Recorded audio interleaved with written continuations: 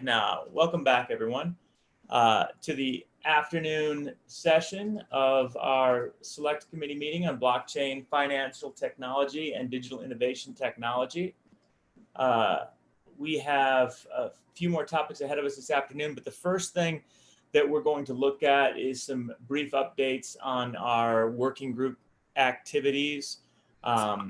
And I really do want these to be brief. We'll have a little bit of public comment, but I'm not expecting a great detailed update of what's going on for each of the working groups. I just kind of wanted to get an overview if there was anything that was new or interesting the committee should be aware of as we're continuing our work within the working groups. Before we get started on that, any general announcements by members of the committee or any thoughts or follow-up on anything from before lunch? All right, seeing none, then let's get to our working group updates. First we've got listed is our KYC AML working group, and a little bit of an update on that. Representative Lindholm, you are chairing that. So how are things going? What's the discussion like? Mr. Chairman, in regards to the discussion, it's just like last time. I'd really like to pivot to the Division of Banking in that regard because they're the primary key holders as far as what can be done in that regard. And during the last committee meeting, we did ask them to report back to the committee as far as research. I don't know if they've got anything ready. I know they've been busy with banking charters and Kraken's application and an Avanti's application. So that's pretty much what we've got, is waiting on the Division of Banking. And honest and full disclosure, Mr. Chairman, my summer was pretty packed, and so I did neglect some of my duties as far as getting that done. Although I have an abundance of time now, so. Yeah, your calendar cleared, so we're expecting a lot out of you in the next couple of months on KYC AML. So thank you for that. Anything else? Any questions from the committee on our KYC AML portability? Ms. Long, do you have anything to add?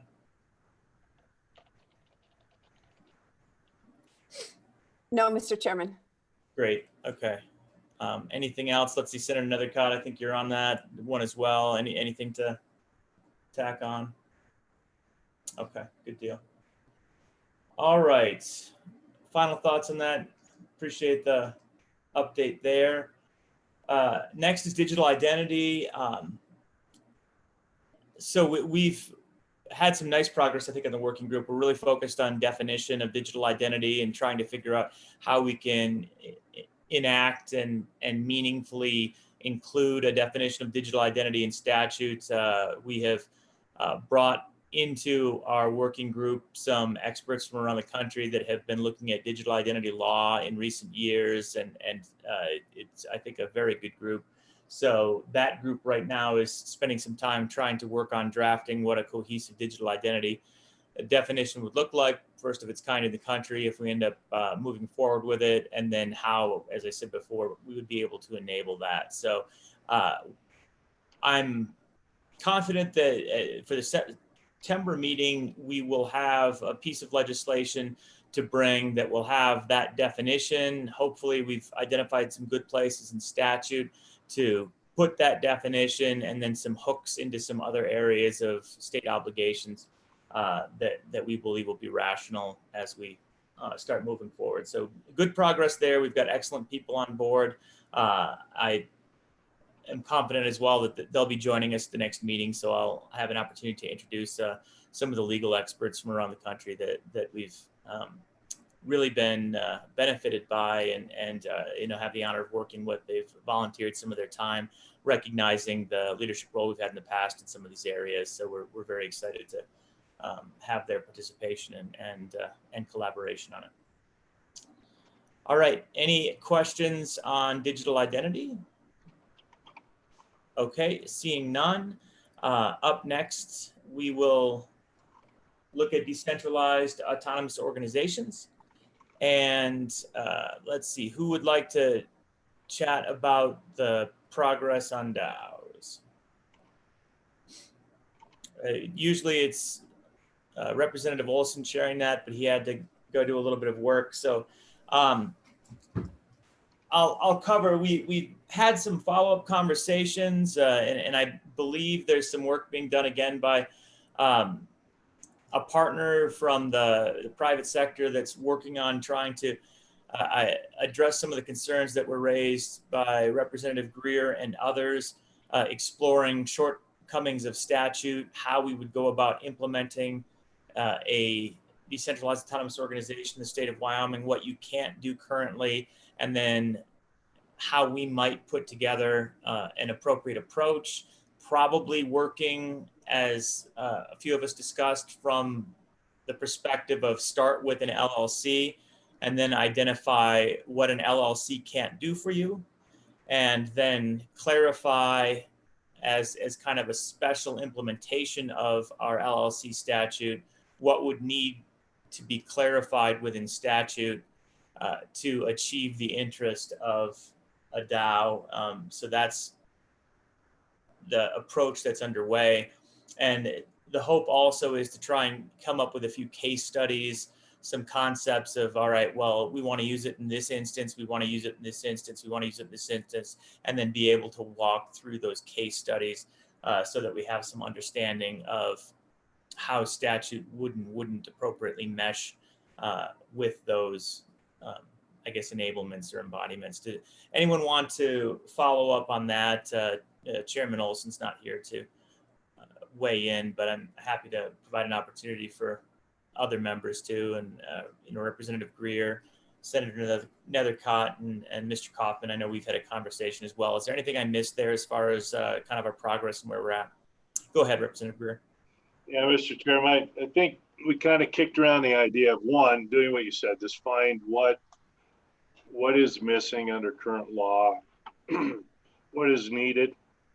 I like your concept of some case studies or a case study or two to look at. And then as we discussed with Matt and Senator Nethercott, was maybe a little bit of a look at doing a what we just call a supplemental or a chapter that was dedicated to that, not break out something, again, like the statutory closed LLC supplement.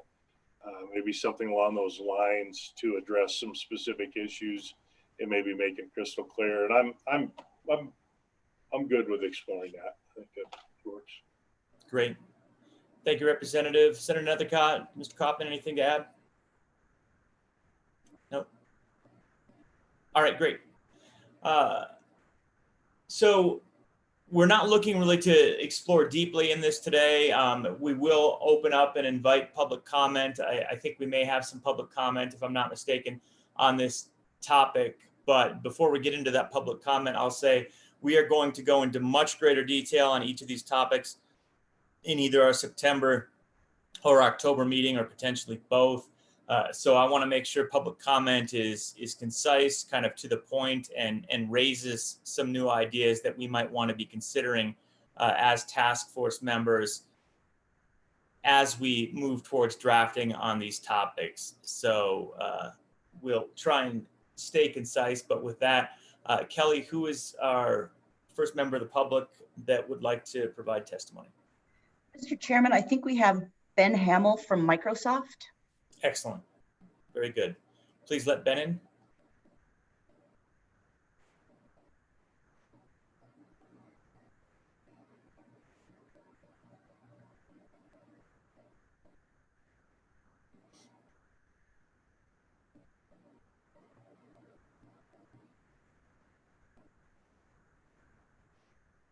He should be in.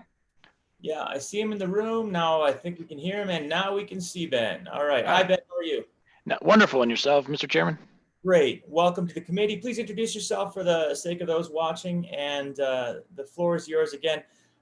We're being a little bit concise on this because this isn't one of our central themes for this, but we're happy to hear from you and appreciate your participation.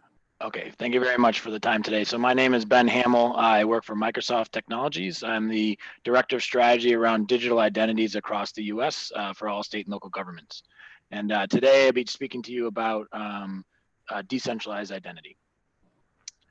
Okay, so let's see if I share, and we'll pull up my screen and just confirm, can everyone see my screen?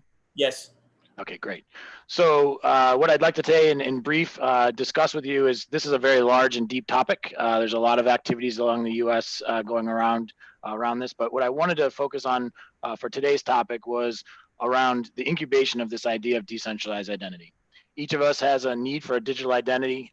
We're looking at ways to actually provide us the ownership of that identity, not to be centrally stored or managed at a federal or even at a state level. And how do we actually integrate that into our lives?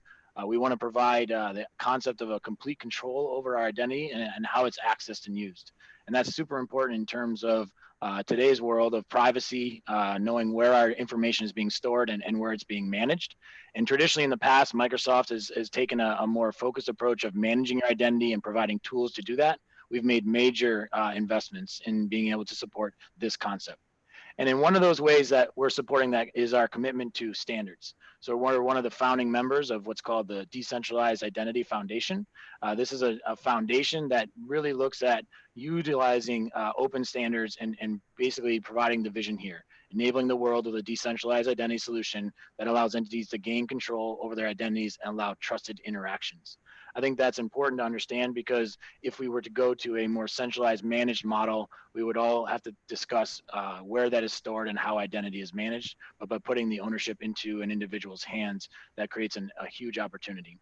We also wanted to talk about how to provide a neutral and inclusive place for decentralized identity community and how to collaborate. This is not an individual organization or an individual agency challenge. This is actually a challenge that we all must engage in and collaborate and find ways to interact.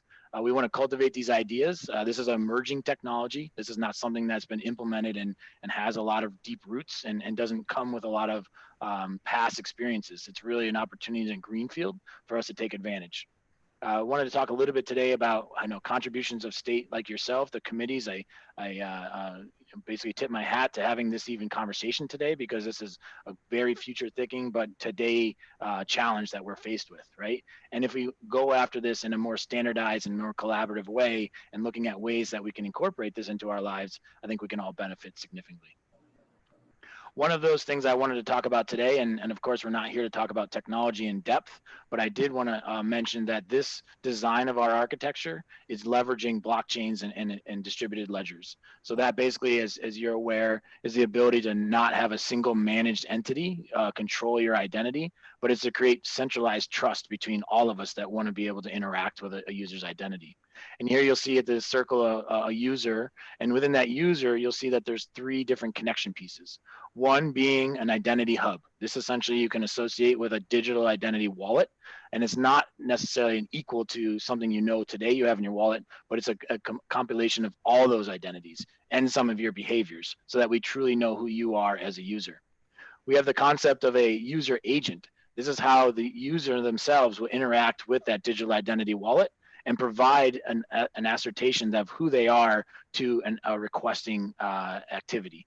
And in that case, what we've already started implementing across these blockchains are ways to actually help with challenging situations where the user themselves are not vetted or do not particularly always have documented evidence of who their identity is, but they have a trust with other agencies or other government entities where they've actually interacted with and have an identity established with them. A universal revolver is a very simple concept of how are we all going to communicate? How do we create an initial trust system where using the blockchain, I can trust that Ben Hamill came with an identity that was issued by another trusted entity? And I think that's important as well, because without a universal resolver, we would not all have the ability to trust each other to actually bring some of those identities to bear. I think that when we think about different ways we interact in a given day with our identity, we often use our driver's license as our form of identity. That's a source of truth that required you as an individual to go into a government building and present documents that represent who you were. A birth certificate, a social security card, a proof of residence to know that you're actually part of that state entity. And that is a huge opportunity for you as a government to be able to take advantage of that investment, of that expensive transaction you have of being able to establish identity in person and then create this digital identity experience for everyone in your state. I think what's more important as well is to be able to have an open-based standard approach to this, right? So you see at the bottom, we're not married to one particular type of blockchain technology. And it's important that we all understand that through what's called W3 decentralized identifiers, or this is what is a worldwide standards organization, that we're actually doing a more standards approach and not bringing a competitive or a unique Microsoft approach to this. And that will allow for the adoption and the interaction to be able to be successful across multiple situations. What I think is also important is that as this evolves and we become part of this decentralized identity world and invest in these technologies and create this ownership by the individual, you will still need to interact with existing infrastructures. You will still need to have the ability to bring this decentralized identity into an organization that is not necessarily all designed around decentralized identity. And so this is where Microsoft helps to bridge that gap, right? So without going into deep technology into conversations here within this slide, you'll see that we've built what's called an identity experience framework, which will allow you to bring the type of identity you wish to bring into the organization you want to do business with, right? Or you want to have an interaction with or create a relationship to. And that could be any device that you're accessing and any information that they may need. But even the more beauty of it is the policies that are allowed in here will actually allow implementation organizations to choose which identity attributes you'll actually need to release to do business with that individual. So now you're putting contextual control around that and providing the infrastructure that says I may already have a username and password to access this website, but they need to know more identity information so they can choose what my eligibility is for that interaction with that agency. And that's really important so that understand there needs to be a bridge between today, the world of identity, and the future of the world of identity. And Microsoft is already invested in that bridge. One example I wanted to talk to you about that's been used across the US is really in this identity hub I talked earlier with a digital identity wallet is the concept of a digital driver's license. And so in particular, I would physically present my driver's license as a way to show who I am. But when I present my driver's license today, let's say I'm purchasing alcohol or something like that, instead of just giving them the proof I'm 21, I actually give them a photo of myself, my address, I give them my date of birth. I give them a lot of data attributes that they don't need to have in order to just really comply with the law, which means I have to prove that I'm 21. So in this use case, what I'm depicting is that the user using their identity hub will make a request to the DMV to basically say, here's my physical driver's license. Now, please provide me with a digitally signed driver's license and a digitally example of all of my attributes and place that into my identity hub. So in my identity hub, all of my attributes on my driver's license now become individually identified, meaning I can just select which one of those attributes is needed for a particular transaction. And all of this is because within the state of Wyoming, the DMV would be added to the blockchain as a trusted source and a digitally signing identity resource. And you would do that across all of your agencies to give them the power to make the digital version assertion of who I am within their organization. And this comes very important, as we all know, with the force of unemployment insurance and fraud, and really how am I carrying my identity from one agency to another, and how do I actually perform that what's called identity proofing, and how do I choose who I am? But not only that, how do I start to add attributes that aren't generally in my control, which would be things like my income level, right, which may determine eligibility, right? So instead of having to create one central resource of all my identity data across the state of Wyoming, I, as an individual, can actually go to all the agencies I have relationships with and ask them to give me a digital version of the attributes that agency would actually manage and control for me. And that gives me a power now that says I can go around and be sure who has my information and how often and when they can use it. There's GDPR laws and different laws across the world that require us to be able to remove my identity upon request. So something like this digital identity and putting in the control of an individual using an identity hub on a blockchain technology decentralizes that identity and gives me the power to remove my identity whenever I feel it's no longer needed for that transaction. So you'll see here that once that digital identity is moved, is now part of my identity hub. Now, those other empty containers can control any source of data. They can also control devices that I own, as well as my behaviors and where I've actually performed transactions. And those have been very important when we start doing fraudulent analysis and have that opportunity to reduce fraud. In this case, what I'm saying too is now I've actually went to an individual who wants to prove my age, and that could be of any magnitude. Like I said, purchasing alcohol, or I'm going to, go to another place where age determines my eligibility for something. In this case, all I needed to know was that the DMV provided in my identity hub a validation of my birth date, and that birth date is greater than 21. There's no reason they need to know whether I'm 23 or 45 or 85, right? They just need to know that a government entity has stood up and digitally signed this saying I'm above 21. I can now get the services you want to offer me based on that requirement. So I think it's important that that entity now does not have my first name, last name. It doesn't need my address. It doesn't need my birth date itself, right? You just needed to be able to trust on an actual audit trail that somebody issued this person a validation of who they were and how old they were, and they can be able to provide that service to us. As I walk through this piece here, we talked briefly about all the different ease of uses, right? So if we don't make this ease of use, if we don't make the process of coming on board a simple process, then people are not going to be able to use it, right? So utilizing the technologies that they have today, whether it's a mobile phone, whether it's a tablet or a computer, where they want to store that identity hub is to their decision. And then we also need to look at it from a performance and scale point of view. And that's where players like Microsoft and others in the industry are building out the infrastructure on a decentralized identity, utilizing blockchain to be able to build the scale that's there and around the performance. If anyone's familiar with blockchain today, one of the challenges that everyone feels is because no one manages the infrastructure, you may run into an actual delay in the ability to be able to use that blockchain. By combining all the different blockchains together and providing a framework to do that, Microsoft is working inside that decentralized identity foundation to create the infrastructure and the scale so that as we collaborate, you will get instant responses back to your request to that blockchain.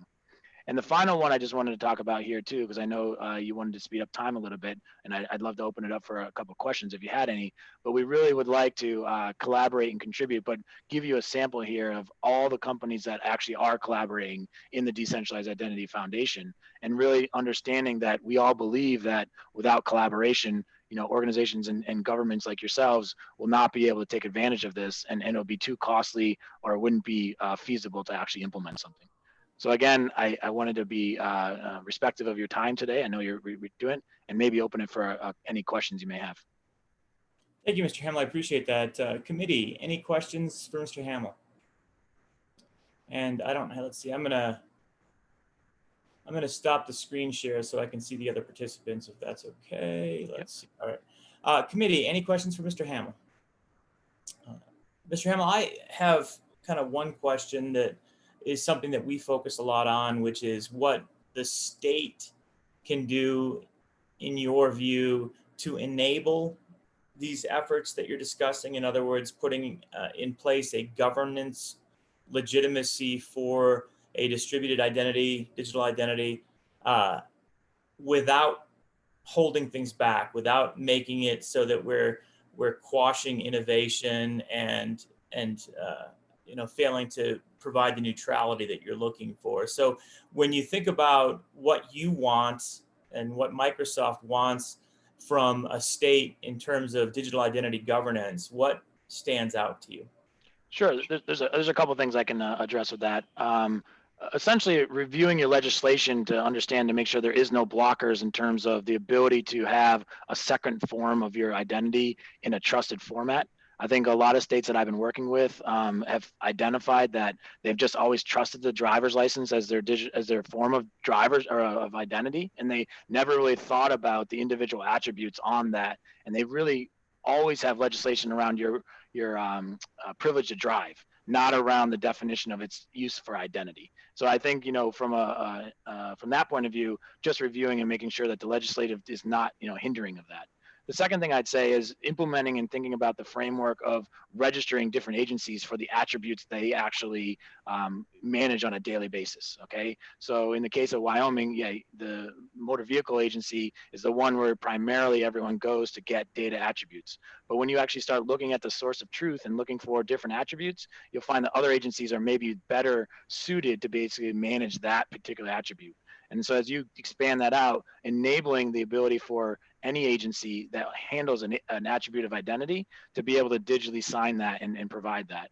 And then I would say the last thing I would say is opening up from and removing the association to data sharing, because in this case you're really not doing data sharing, right? What you're doing is I, as a person that lives in Wyoming, can actually own my data. I don't need to really rely on any agency itself. I should have the right to request that and store it and manage it myself. And so in empowering your residents and your citizens of Wyoming to be able to know what their rights are once they have that data, because it's been issued by the particular agency itself.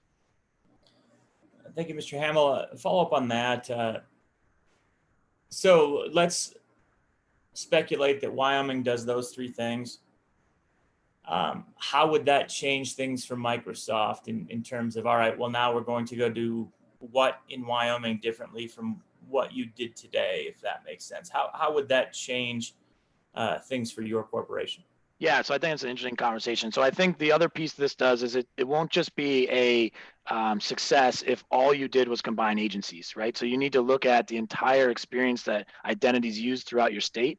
So how do you work with private industry, and how do you actually create opportunities and relationships that you may not have thought of before? How do you become the universal resolver, like I showed in the slide, right? That allows those pharmacies to trust who you are. So for two-factor authentication of controlled substances, Microsoft can help in that aspect as well. We have those pharmacies as customers already today. We already know how centralized identity works, right? And so helping you on the journey to get to a decentralized value, I think you can look broader than just within your own agencies and the relationships they have with the government. I think, there's a bigger opportunity here, and Microsoft can help in those aspects.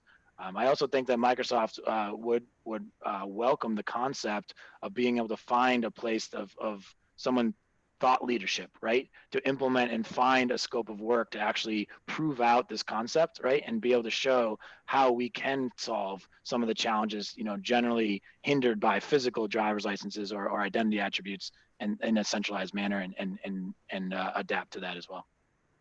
Excellent. Mr. Hamill, that was actually going to be my next point. So it's a good lead into that, which is with a lot of these technologies, we have tried to be the leader and the innovator, and we've accomplished a lot through partnerships, as you can imagine, and trying to work with industry where they want to be able to demonstrate new technology. They want to be able to demonstrate a best practice or a policy that's appropriate that other states should be emulating. And so you might not have concepts right now, but I'll make the offer. We would love to be partnering with you and with Microsoft, where we can find ways where you want to be able to demonstrate, you want to be able to build into this space and achieve some of these digital identity objectives as we start to build this national infrastructure on it. And if there are any ideas that you have now, I'd be happy to explore those as far as areas we could partner. If not, certainly invite you to continue to work with us moving forward as we continue on this legislation. But do you have any thoughts, preliminary thoughts? Yeah, and I do think, I brought up the digital driver's license as just one aspect of that, right? So where your journey is, leading to, you have an antiquated legacy system, right? Is there a way to actually to disconnect the identity from that DMV modernization effort that's being considered, right? And actually look at a digital identity strategy, right? So how do we leverage even your legacy system to create this digital driver's license kind of scoped effort? And find use cases that individuals could potentially get more government services by being, bringing that identity with them to another request for eligibility, right? And I think that's one way that would be a great way to work together, and also not hinder any advancements you have in other areas, right? So, so that's one thing. And secondly, like I said, we had 10 minutes today, just to go through this. There's a lot more to discuss. There's more opportunities to go through. What does it really mean? And just think about it yourself. I mean, if I was carrying my digital driver's license in my phone, actually, I always make a joke of this anyways. If I asked you right now to take your driver's license out or take your phone out, what could you get out quicker, right? And your phone is going to come out quicker, right? Most people don't even know where their driver's license is and they fumble looking for it. So if that's the case, why not use your phone as another method to basically be your identity? And that's another way to look at this, is saying, let's just get the identity hub working on a phone in an instance, and let's see where some of that goes. So we'd love to talk more about that as well. Absolutely. Thank you. Committee, any other discussion or questions for Mr. Hamill? All right. Well, Mr. Hamill, yeah, this is obviously something where we're in the middle of this process, or the early part of this process. As we draft legislation, we'd like to make sure that we involve you in taking a look at that, as we will with all of the other partners that have stepped in to participate with us. And again, invite your participation as we look to September and October. We want to make sure that everyone stays in this game, and we end up, if we are the first state that really steps out in digital identity, we want to make sure that we're doing it in a way that all stakeholders are comfortable with and support as the template that other states will follow. So thank you for joining us and participating. Yeah, no, I really appreciate the time today, and I look forward to finding ways to collaborate moving forward. Thank you. Great. Thank you, Mr. Hamill. All right, Kelly, who is next? Mr. Chairman, I believe we have Brendan Mayer. Okay, let's bring in Brendan.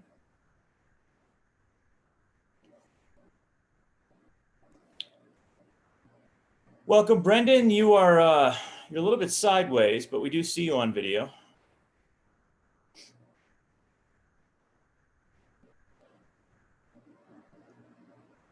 There we go.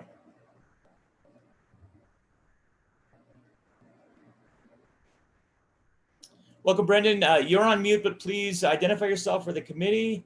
As I stated a few minutes ago, we're looking for pretty concise comments at this meeting because we're not diving in too deep to any of these three topics, but we will continue to look at them in the next couple of meetings. So we invite some brief comments from you at this time. Sure. Thank you, Chairman Rolfus and Olson and everyone on the team. I'd like to say first off, I am Brendan Marr. I am a member of the MIT computational law community. I'm an alum from the MIT Media Laboratory from 1996 or 98. And I'm also a member of the LAO, a venture DAO. More specifically, I'm a mentor for the LAO with Aaron. And there are a number of things that I wanted to address. I will just bring them up as a framework because I think it's very important. The issues revolve around the fact that I believe that there are systemic incompatibilities through the Wyoming blockchain statutes, as well as some of the Wyoming administrative rules. And these are basically detrimental to the exponential growth of Wyoming as a jurisdiction. I'll add as well that I have and am a founder of two corporations in Wyoming, as well as a closed series LLC and a DBA holder. There are things that are essential to note, and these things are this. First of all, I want to tie together a few things, and that would be that we are in a world where the internet as we know it is changing due to something called Web3. We've talked about a number of different things regarding the DIDs. The way to think about all this is that there is an entirely new architecture of the internet called Web3. And what is central to this is new forms of creating identity, and not just identity of people, but identity of people, places, things, and entities, specifically entities. Wyoming is going to lose the jurisdiction war to Delaware because they simply do not have the ability to tie together these three statutes. And those statutes would be, first and foremost, the statute on 3429-103 on digital assets, the statutes on 1729-11 on Series LLC, and of course the all famous Wyoming Administrative Rules reference number 002-0024.5 1004219 on the series creation and naming and termination of Series LLC. This has come up a number of times. What you're competing with is Wyoming as a jurisdiction for their Series LLC, where there is no cost to name the series. There's also no time. The reason why it is very important to understand how these things relate together is that if you're going to have Wyoming become the jurisdiction of choice, the global jurisdiction of choice, you have to resolve the identity of entities. This is critical, and it's not just naming, and it's not just naming of series in human readable form, but it's the naming of these entities with addresses that are machine generated. That would be keys. Keys is a little bit of a misnomer. It's actually related to the transactions of wallets. And here's the thing, this is the crucial thing to understand. What we're talking about is a wholesale transformation in how identity is created. This means that at scale, everything in a database can be moved outside of the databases to the edges of the network. We're talking about billions of transactions, billions, and that's just in existing things that are in databases. So physical assets, digital assets, everything gets an ID, and entities get an ID. This is a nightmare in terms of accounting. The thing to understand, which is critical, is that what you're going to have are all of these wallets. People will have several wallets, dozens of them. Companies will have hundreds of them because they have hundreds of different accounts. What is needed is a way to bind those wallets and those accounts to an entity. Because at the end of the day, we have to pay taxes, right? At the end of the day, we have liabilities. Now, one of the things that I'm very involved in, and that would be with the computational law ecosystem that a number of us are involved with. This is very much what the Lao has done in terms of this idea of pegging an entity to a jurisdiction. And by that, I mean taking the articles of formation and the articles of incorporation and binding into that document, whether it is paper or an algorithmic contract, smart contract. It doesn't matter either way. You can do it either way, paper slower. Binding into that the identity of the members, which are the security holders, right? And this is where 3429-103 comes in, because you have the ability in that statute to say, okay, we can use keys to look at security holders, okay? But security holders of what? Security holders of what entity? Right now, we're naming them with human names, but we need to be able to name those entities with machine names, okay? This is critical. And it's not just fluff. It is for paying taxes and it is for liability. So we need to be able to put those keys and those addresses, actually wallet addresses of the entities, into the contracts. And this is actually for paying taxes and dealing with liabilities. Because one of the things that we're very, very concerned about, and this is the whole reason why the Lao has been created as a distributed autonomous organization, which is pegged to Delaware, so that it would be able to have the ability to have a backstop of legal recourse to Delaware, right? We'd love to do this in Wyoming, okay? We'd love to do this at scale, but to do this at scale with all of these transactions means that what actually, I'll say it like this. This is the crucial part, is that you're going to have these billions of transactions, and those billions of transactions are going to be in wallets, and it's going to be a necessity for companies to be able to easily wrap those wallets into a series LLC, because they're going to need to separate out the liabilities of those different things. And they need to do this easily. So by doing something really crazy here, and that would be separating out and creating a new kind of registered agent, a blockchain-based registered agent that would do everything a normal registered agent does, but instead deal with the semantics of putting this information that is public onto a blockchain and the stuff that is kept private, like directors, et cetera, until their call for service on a private blockchain. Then there's a way of binding, and I want to get back to Senator Cott's, validly crucial point of truth. When it comes down to it, how do we know who's who and what's what? And the way to do this is that we will have entities that are in series, and those will be on file, and they will hold these assets. And when we need them, we will have a ground truth.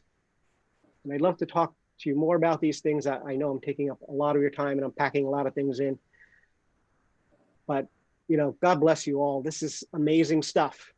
And we are at the tip of the iceberg of what I believe is the transformation of work and the new economy. And I'll take questions. I appreciate it. I appreciate those comments, and those are very thoughtful comments. First of all, is it Mr. Marr or Mr. Mayor? Mars is generally what it is, but I'll respond to both. That's fine. Okay, Marr. I'll go with the one you prefer. Mr. Marr, thank you for those comments, and open it up to the committee for any questions of Mr. Marr. Go ahead, Mr. Kaufman.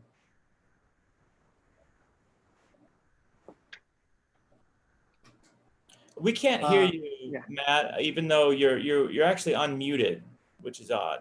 Still can't hear you. Can you hear me now? Yes. Sorry about that. Thank you for the comments, Mr. Marr. Appreciate it. So I'm just trying to understand the crux of the legal concern. So you were referencing our digital asset statute, and you said that you're concerned that the LLC, the Series LLC naming convention, you think it needs to be modified? Is that what I understand correctly, to allow for those naming conventions to fit within the digital identity framework that you're talking about? Go ahead, Mr. Marr. Yeah. Yes, Matt. Pleased to meet you. And absolutely yes. And there's several components to this. First and foremost, and I can tell you, I just gone through this process where I applied for a DBA for one of my series. It took me, I had to use something called a postage stamp. It took me 2 weeks and $100 to obtain the DBA. Why did I need the DBA? Well, I needed the DBA because the thing in the asset is a brand, right? So, we don't have a, how do I say this? From a branding standpoint, it doesn't make sense to have your entity be called Berkshire Hathaway Geico, right? Nobody goes around with their, parent entity and their subsidiary or sub-asset in the name, right? So that forces these assets that are put into series to be, generated as a DBA, because you have this really awkward naming structure, which is the parent and series 1 or parent and series 2, et cetera, et cetera. This was designed for real estate. And I commend the committee for all the work they've done. What you've done is unbelievable. Well, we've got to work through the kinks on this. And, I believe that the way to do this is through this blockchain-based registered agent, because they can maintain and hold the entities and I should say the entities that hold that asset and the true identity of those owners. And therefore, those sub-entities can be named with a 0x address or a cryptographic address. And this allows that address, which is a machine bunch of bits and bytes, okay, to be used, but then the true nature of it disclosed when it needs to be. And the thing to understand here is that this entirely dovetails on the conversation that we have just had, the wonderful presentation about DIDs, because what you have are these addresses, which are bits and bytes. They're basically a key, but that key has been generated by these DIDs. So it's this key that we all know, the public key comes from the private key, but then in that you wrap into that key, you entangle in that key these DIDs, which are other things, other attributes like, the officer of the corporation is X. The wallet is a wallet of whatever.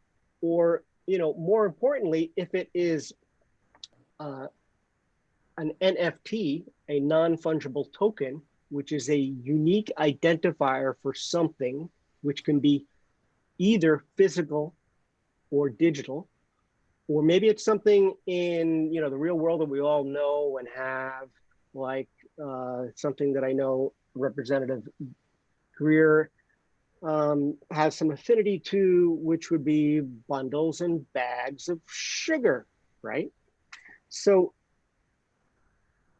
we have these things that are invoices or things that we track in databases, and we can bind into their addresses these DIDs, these other pieces of information that get wound into the keys, right? And we could do these for people, places, things. We can do them for entities, and we could do them for all assets, whether they are virtually generated or they are real generated.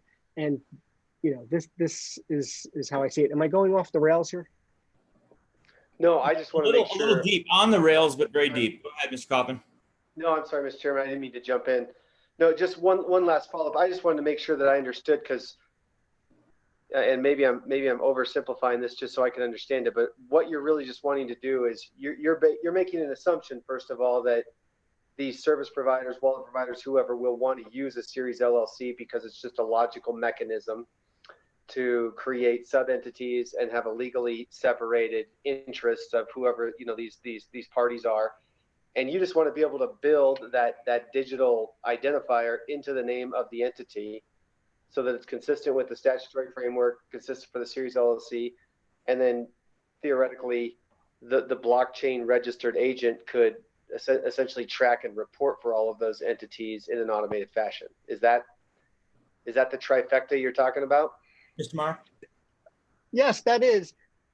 But let me drive it home into something you're vested in, which is the speedy banks, right? So we have a situation where we're going to have all of these assets, which are in these wallets, and the hope is that the speedy banks for institutions will have, through bailment, control of those assets.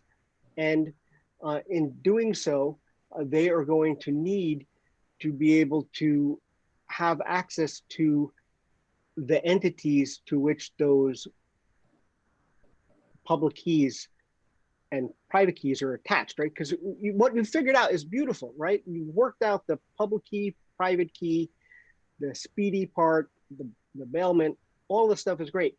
But the missing pieces are the fact that you actually have entities that own this stuff, right? And I'm not just talking about companies as we know it.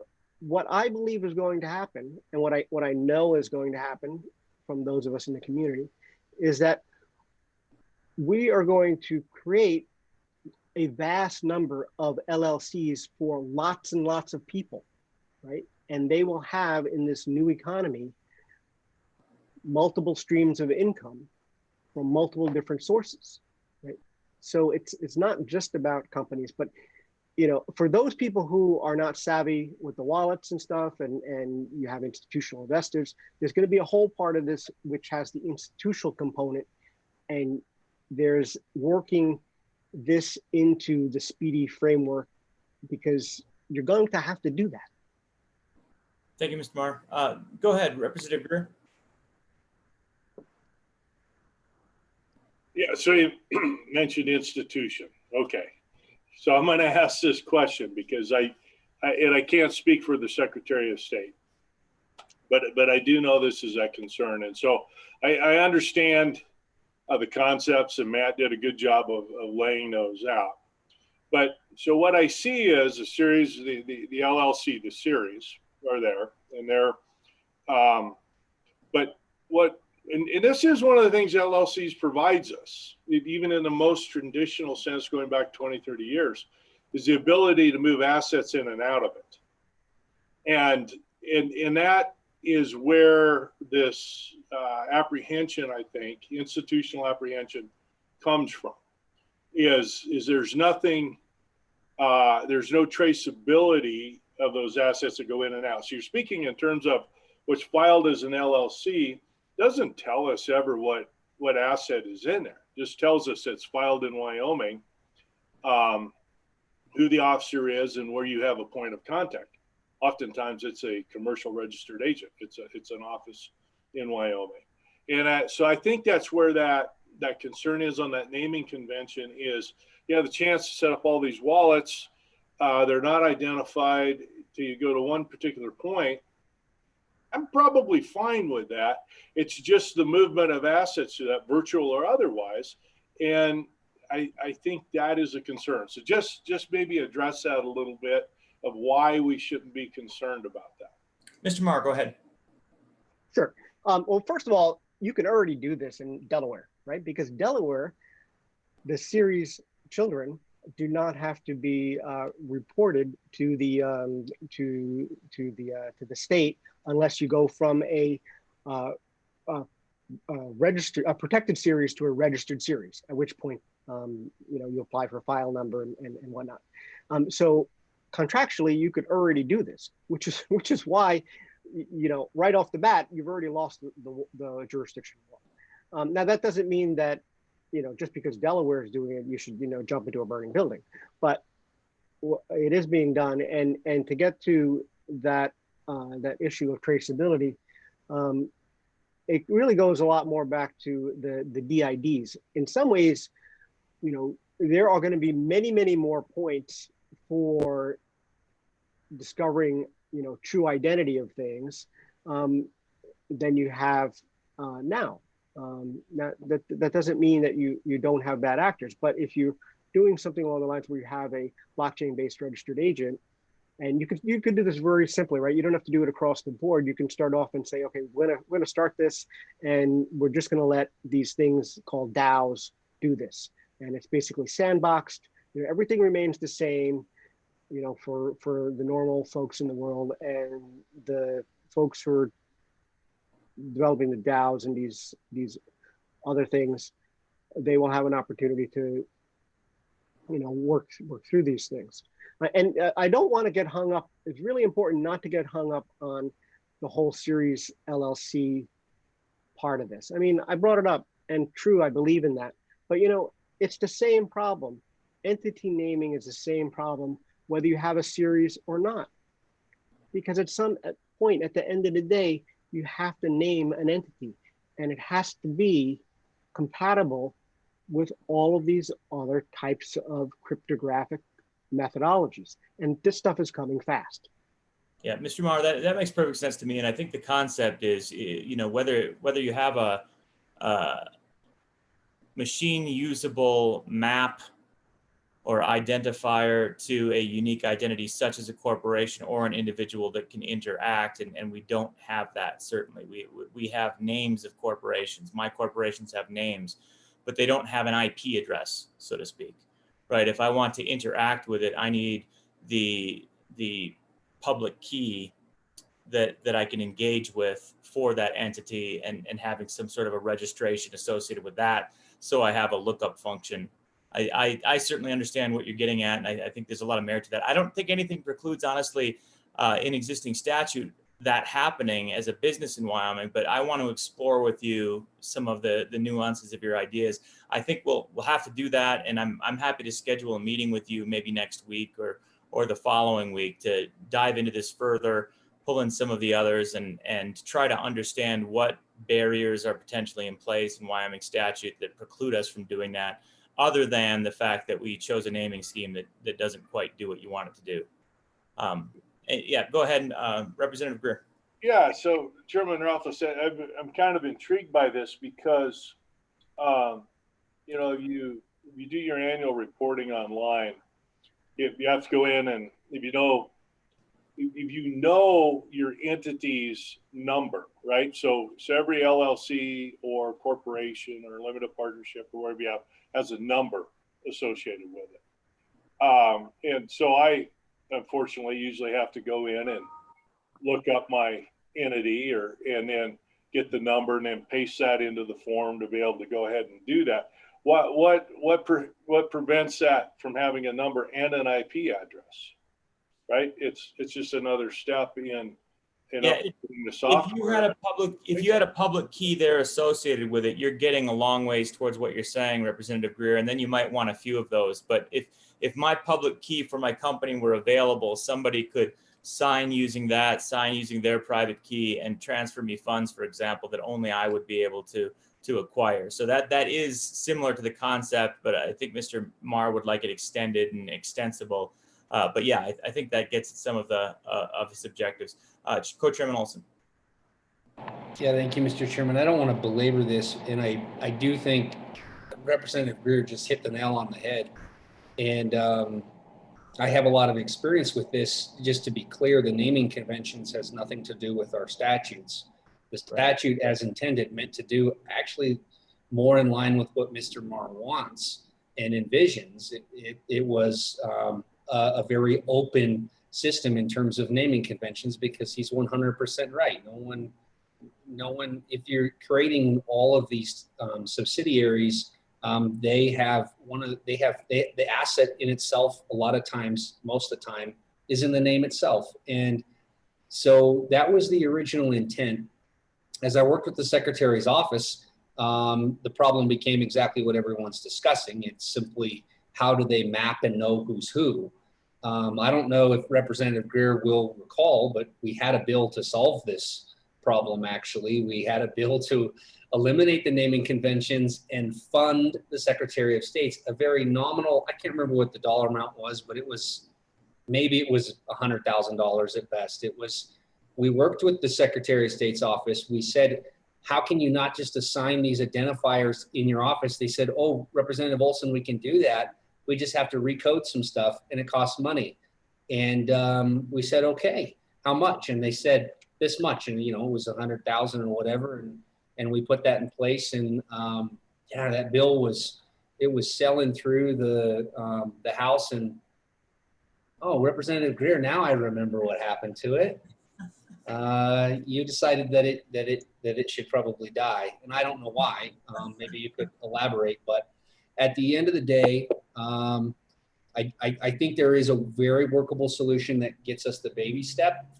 It's a very nominal amount of money to help them recode their system to assign those identifiers, which is the baby step to take us to the next level that Mr. Marr is very much interested in. And you know, I think there's a lot of good we can do here if we just move the ball forward. Yeah, Mr. I can Marr, make it zero cost. I can make it zero cost. So if what you did was took the file numbers that your agency, that the state agency is already issuing, and just pass those to these new blockchain-based registered agents when they create a new entity, then they would actually take that file number and wrap it in with these other DIDs of officers, et cetera, and generate this new key. It's kind of a key and a little bit more. And that would take your existing system, which has file numbers, your file numbers, and wrap them into this new paradigm.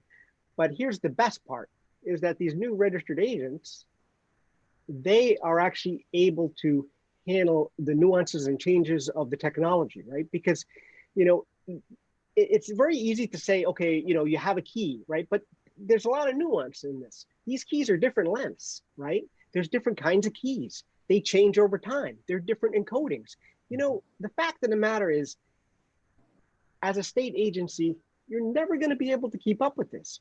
But if you offload this off to these dedicated blockchain-based registered agents, they are registered agents for the state, but they have a computational law experience and, you know, the experience of the technology, and they're, they have to bow down to the state because of that. Yep. Thank you, Mr. Marr. And let's follow up. Please email me, and we'll get together a little discussion to dig into this more deeply. I will say that I don't think there's anything that precludes digital a registered agent from doing exactly what you said and offering that service. And I think our statutes would legitimize everything you said as well. It's kind of a matter of getting someone to do that. But I want to explore and see if there's anything that stands in the way of that, because I think that's a very good vision. Thank you, Mr. Marr. Thank you all. Appreciate your time and look forward to follow-up conversations with you. I really appreciate that vision. All right. Next on the agenda is updates from the University of Wyoming. And I believe we have a few folks from UW, Steve Lupian and Jim Caldwell, I see, are here. And I don't know if we have anyone else that's going to be joining us today. Mr. Chairman, I'm not sure if any of the deans will be able to make it at this point. Okay, yeah, we're running a little bit late, so my apologies for that. But looks like we may have lost a couple of people, but we've got Jim and Steven here. So welcome. And I don't know who is going to start today, but the floor is yours. Please introduce yourself to the committee and to those watching at home. Jim, you're on mute.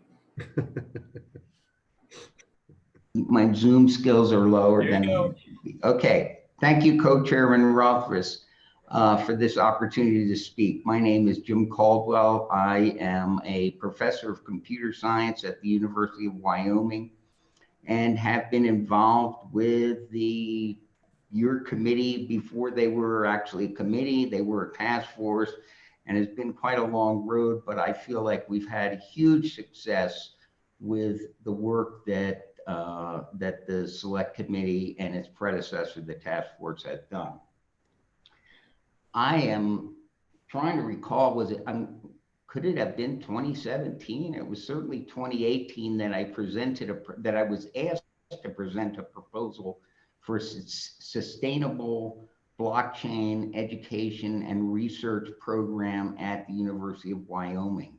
And I submitted a proposal, and I would say it is surprisingly well realized at this point. In 2019, the committee, the various legislative aspects, you lobbied for $1 million to be set aside for blockchain research. And in the spring of 2020, IOHK came forward and claimed half of the $1 million matching funds by donating $500,000 in ADA cryptocurrency to the University of Wyoming.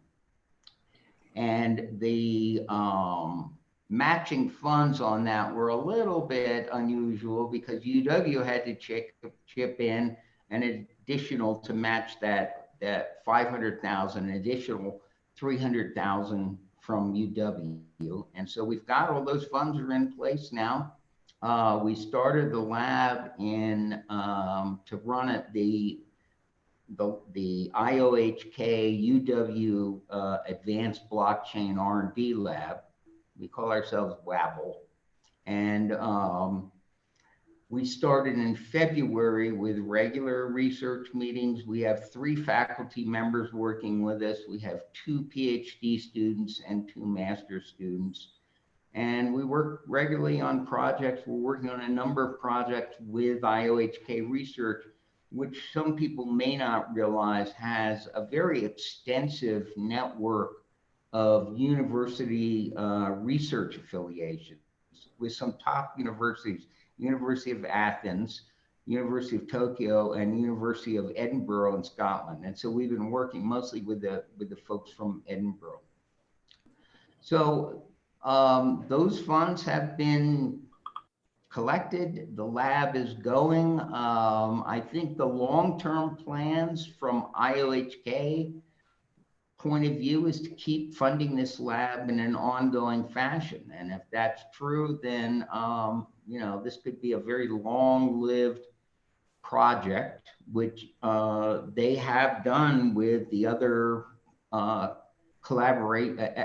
know, academic collaborations that they have been going on for a number of years.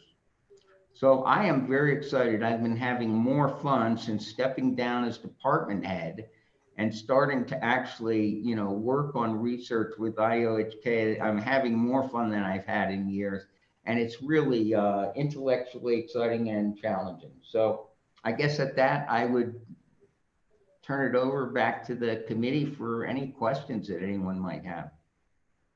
That's excellent, Jim. Thanks for being here. And I'm glad to hear that it's been so productive and so enjoyable for you as well.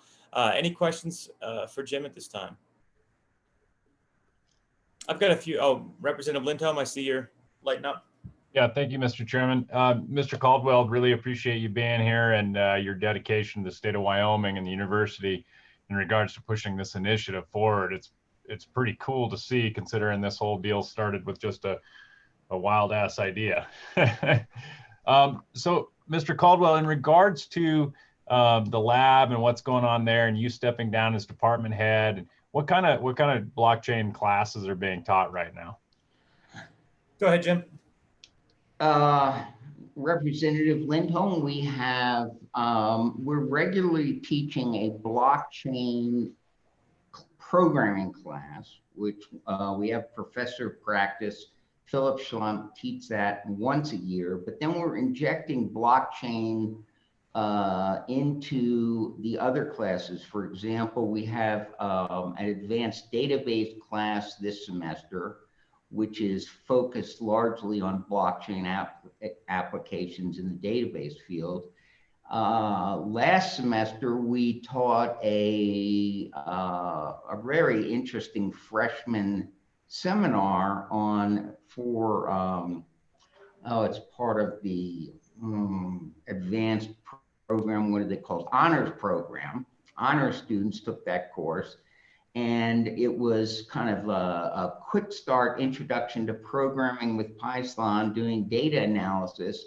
And they actually wrote programs in Python to look for money laundering on the actual Bitcoin data, on the Bitcoin blockchain. That's pretty cool. So that's a pretty interesting thing for freshman students to be able to do in that course. And I think kind of an exciting kind of activity, right? It's something that's pretty exciting. So yeah, we continue to offer, we're injecting blockchain into more and more courses, but we continue to offer a regular blockchain sequence in for actually programming blockchains. And that mostly focuses on Solidity at this point, although we started teaching Marlowe, which is the higher level language that IOHK has. We taught that at the end of the last semester, and we'll probably be moving more towards the Plutus and Marlowe languages that are on the IOHK blockchain. Thanks, Jim. Any follow-up, Representative Lindholm? Yeah, thank you, Mr. Chairman. Mr. Caldwell, in regards to the coursework that's being offered, what type of certificates are being offered from the university, and are you partnering with any of the 7 community colleges in the state? Mr. Caldwell. Okay, as far as the certificate programs, I think Steve's going to be able to address that. I mean, that's something that's difficult for a department head in the College of Engineering to make an interdisciplinary program across multiple colleges. we have a lot of buy-in. And in fact, I was hoping that the deans from ag and from business and from engineering were going to be able to be here today to talk a little bit about it, because they're very excited. And I think Steve will have more to say about setting up the center of the University of Wyoming Center of Blockchain Excellence. I think that's what you're calling it.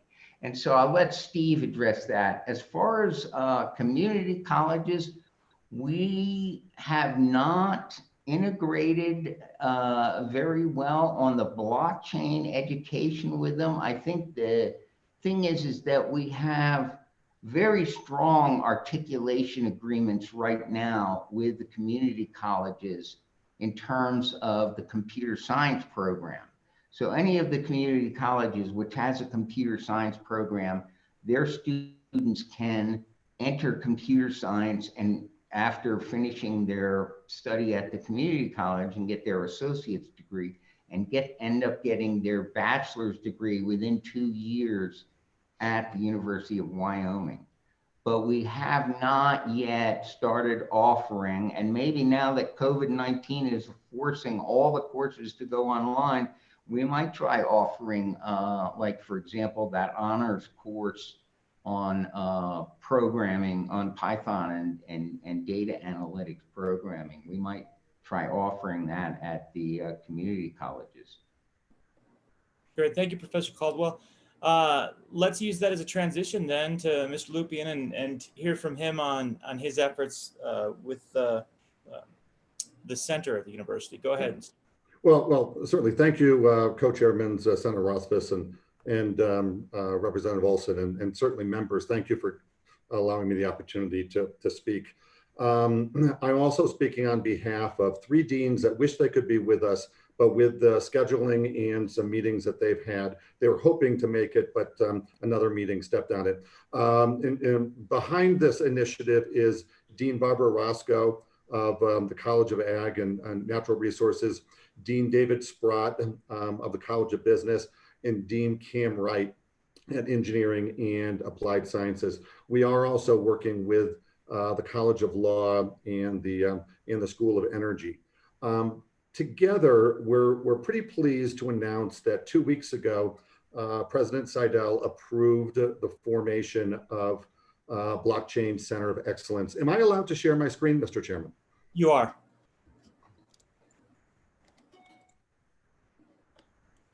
Thank you very much. Can all the members see that? Yes. Okay. So to follow up on a lot of the questions I've heard already, we'll be talking about in this very brief presentation. The Center of Excellence is an interdisciplinary center among the colleges that we mentioned, and Representative Lindholm, we are coordinating with the community colleges as well. We have had our first meeting with the community colleges last week to determine exactly how these programs will look and basically how we'll offer them. But the center is really designed to foster innovation. We want to be an applied research center and an education center. We want to be involved in technology development through Dr. Caldwell's lab. We understand that this is important for economic development and job growth. It's one of the reasons why we're doing this. We want corporate engagement, and we believe that this center really fulfills our mission and the service to the state. So that was very important. I don't want to spend a lot of time on this slide because frankly, all of you were very instrumental in why we're where we are today. And I want to thank you for that. But I think we all agree that blockchain is going to have a significant impact on the lives and the economy of Wyoming. And, you know, the university wants to be very much a part of that. So, so what is it we're doing?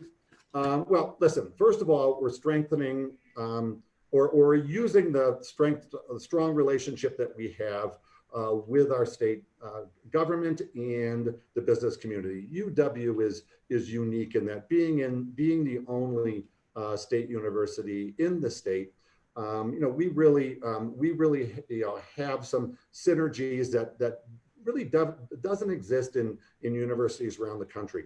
And our aim is to really become a world-class leader in blockchain education and research. There's about a little bit less than a dozen universities presently that have centers of excellence, and I've listed them down below.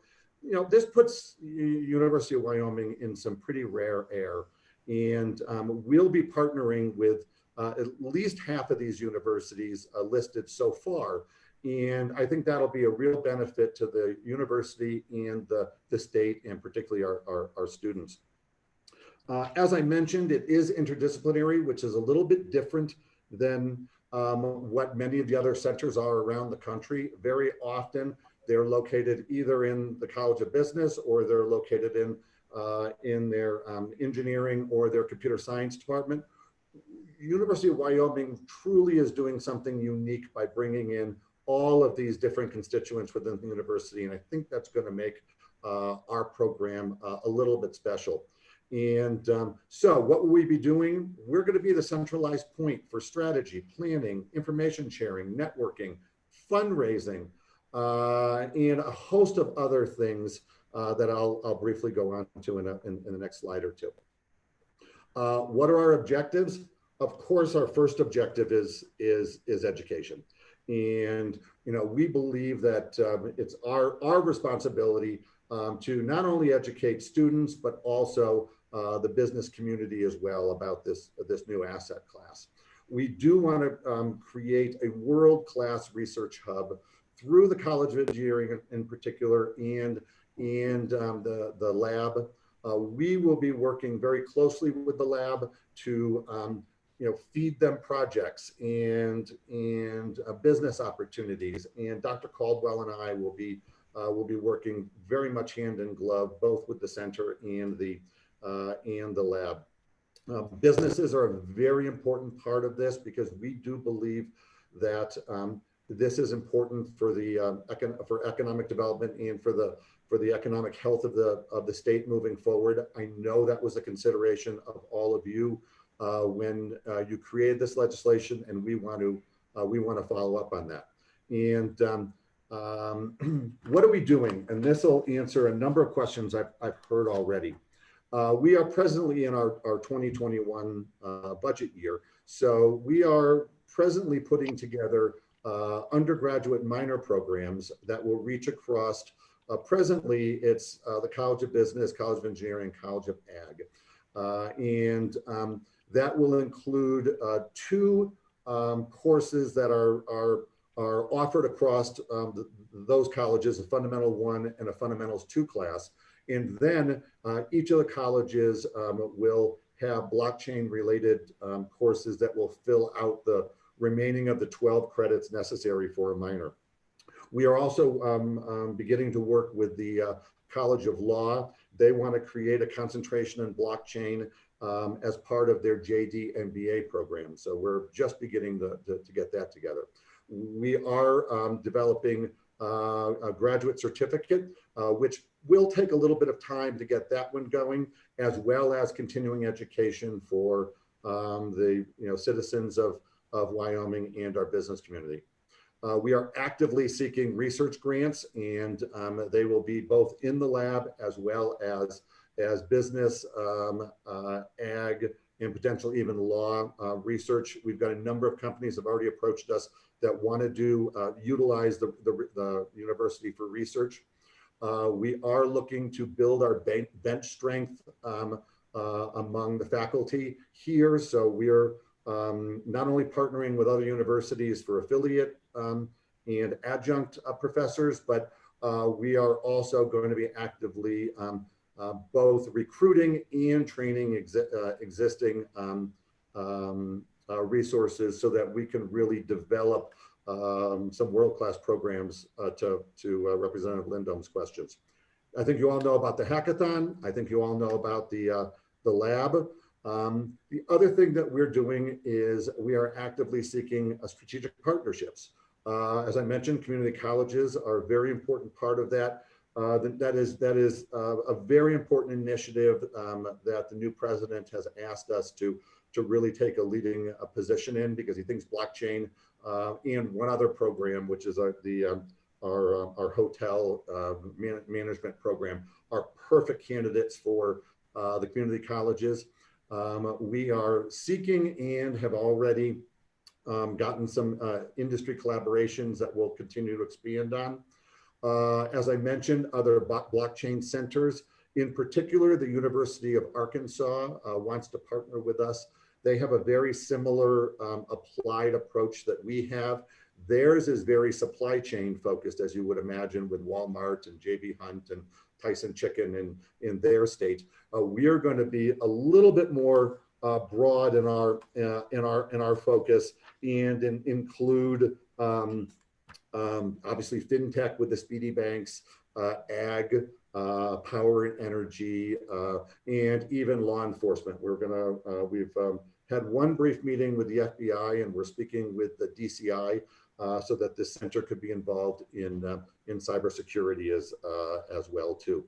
And lastly, we're establishing an advisory board, and that advisory board will be made up of businesses, certain stakeholders at the university, as well as representatives from various state agencies, including the Secretary of State's office, the Division of Banking, and the Superintendent of Public Education's office.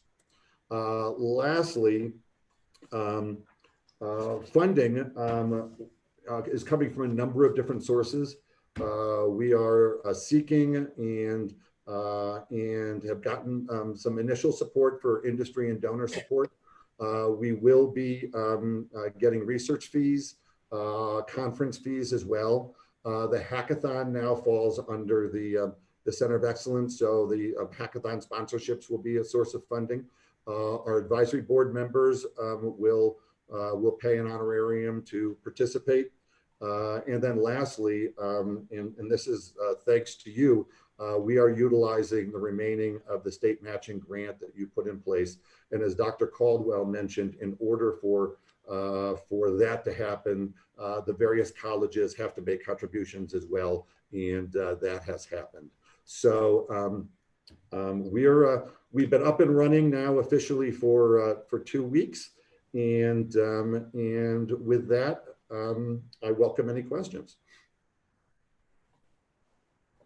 Excellent. Thank you so much, Stephen. I'm going to stop the presentation real quick so that I can look around and see if there's questions.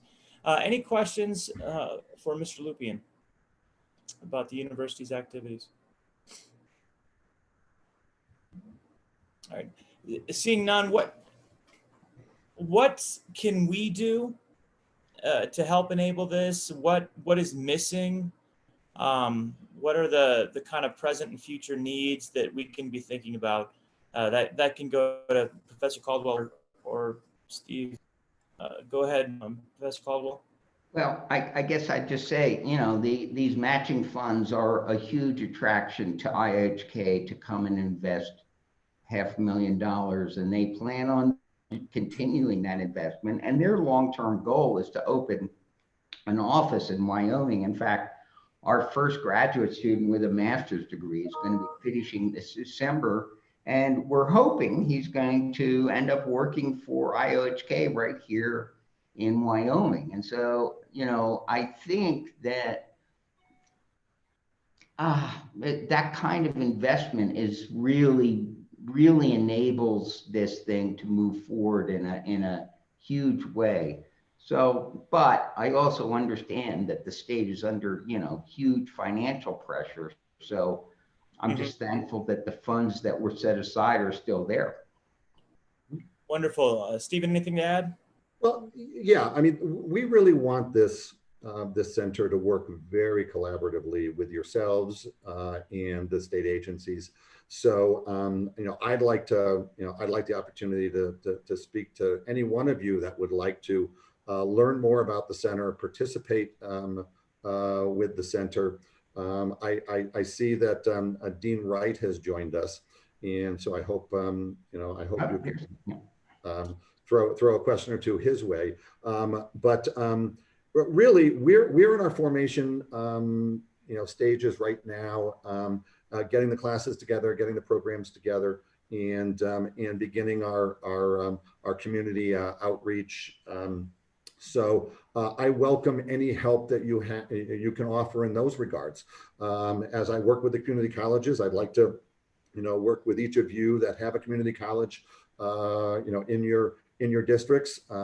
Certainly I'd like to involve you all in those discussions. We are going to be very active in economic development within this space. So certainly I'd like to be able to work collaboratively with each of you, as well as the appropriate state agencies on that as well too. So really the center is here to be a conduit between business, the university, and the state of Wyoming. So any way that you'd like to interact with the center, I encourage that, and I will promise you I will not be bashful in reaching out to each of you. Excellent. Thank you. Appreciate that, Mr. Lupien. And I think one thing we can all do is look for opportunities for those partnerships from within our communities that they might not be aware of. But if we, in our conversations, find businesses or community college faculty or anyone else that would be interested in partnering, let's make sure we take the opportunity to identify those individuals and build that relationship. Dean Wright, I see that you've joined us. Please, I'd like to give you the opportunity to chat and weigh in on the blockchain initiative if you want to join us by video, or if you have any comments to make.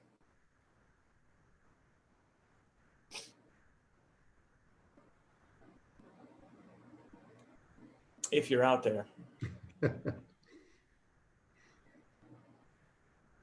What, Mr. Chairman, what's Dean Wright the dean of? Engineering.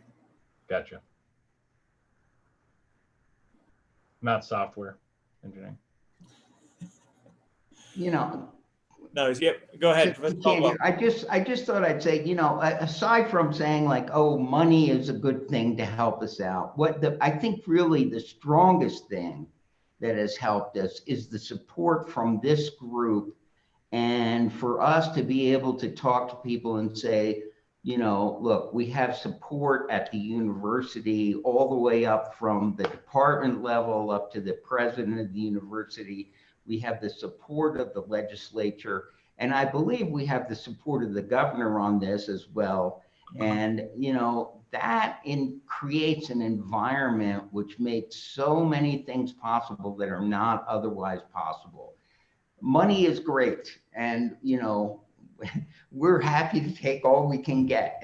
But I'm just saying that the entire environment that we've had here around blockchain in Wyoming, I've been trying to, working on tech transfer, bringing technology companies to Wyoming for more than 10 years. And the environment has never been better than it is today for trying to attract and grow technology companies in Wyoming. And I think it's largely the work of this group right here, and the support that we have for the state. That's an impressive portfolio of support that nobody, in fact, Arkansas does not have that. So I see Cam's here. Let him go ahead and. Absolutely, and welcome, Cam. And I will say, following up on Professor Caldwell's comments, one of the things that we know we need as we're moving forward on this is the workforce support and the support from the university as well. When we bring businesses here, they're going to need your product, educated students that are competent in the space, that understand it, to enable their businesses. So this is an essential partnership. Cam, welcome to the task force. Please introduce yourself to the committee and those folks that are watching, and welcome to the select committee. Sure, I'm Cameron Wright. I'm the interim dean of the College of Engineering and Applied Science, and worked with Jim on this quite a bit. This is an exciting opportunity to move the state forward. Excellent, thank you. And anything that you need from us, or anything else other than obviously more money, as we understand, But is there anything else we can do to enable your work and empower the university and our colleges around the state in getting this work done? Well, it's funny you ask because I'm juggling between 2 Zoom meetings right now. The other one is on a budget reduction meeting of all the deans. So it's difficult as we're trying to make sure we maintain the strategic vision that we have for this in the midst of all these required budget cuts.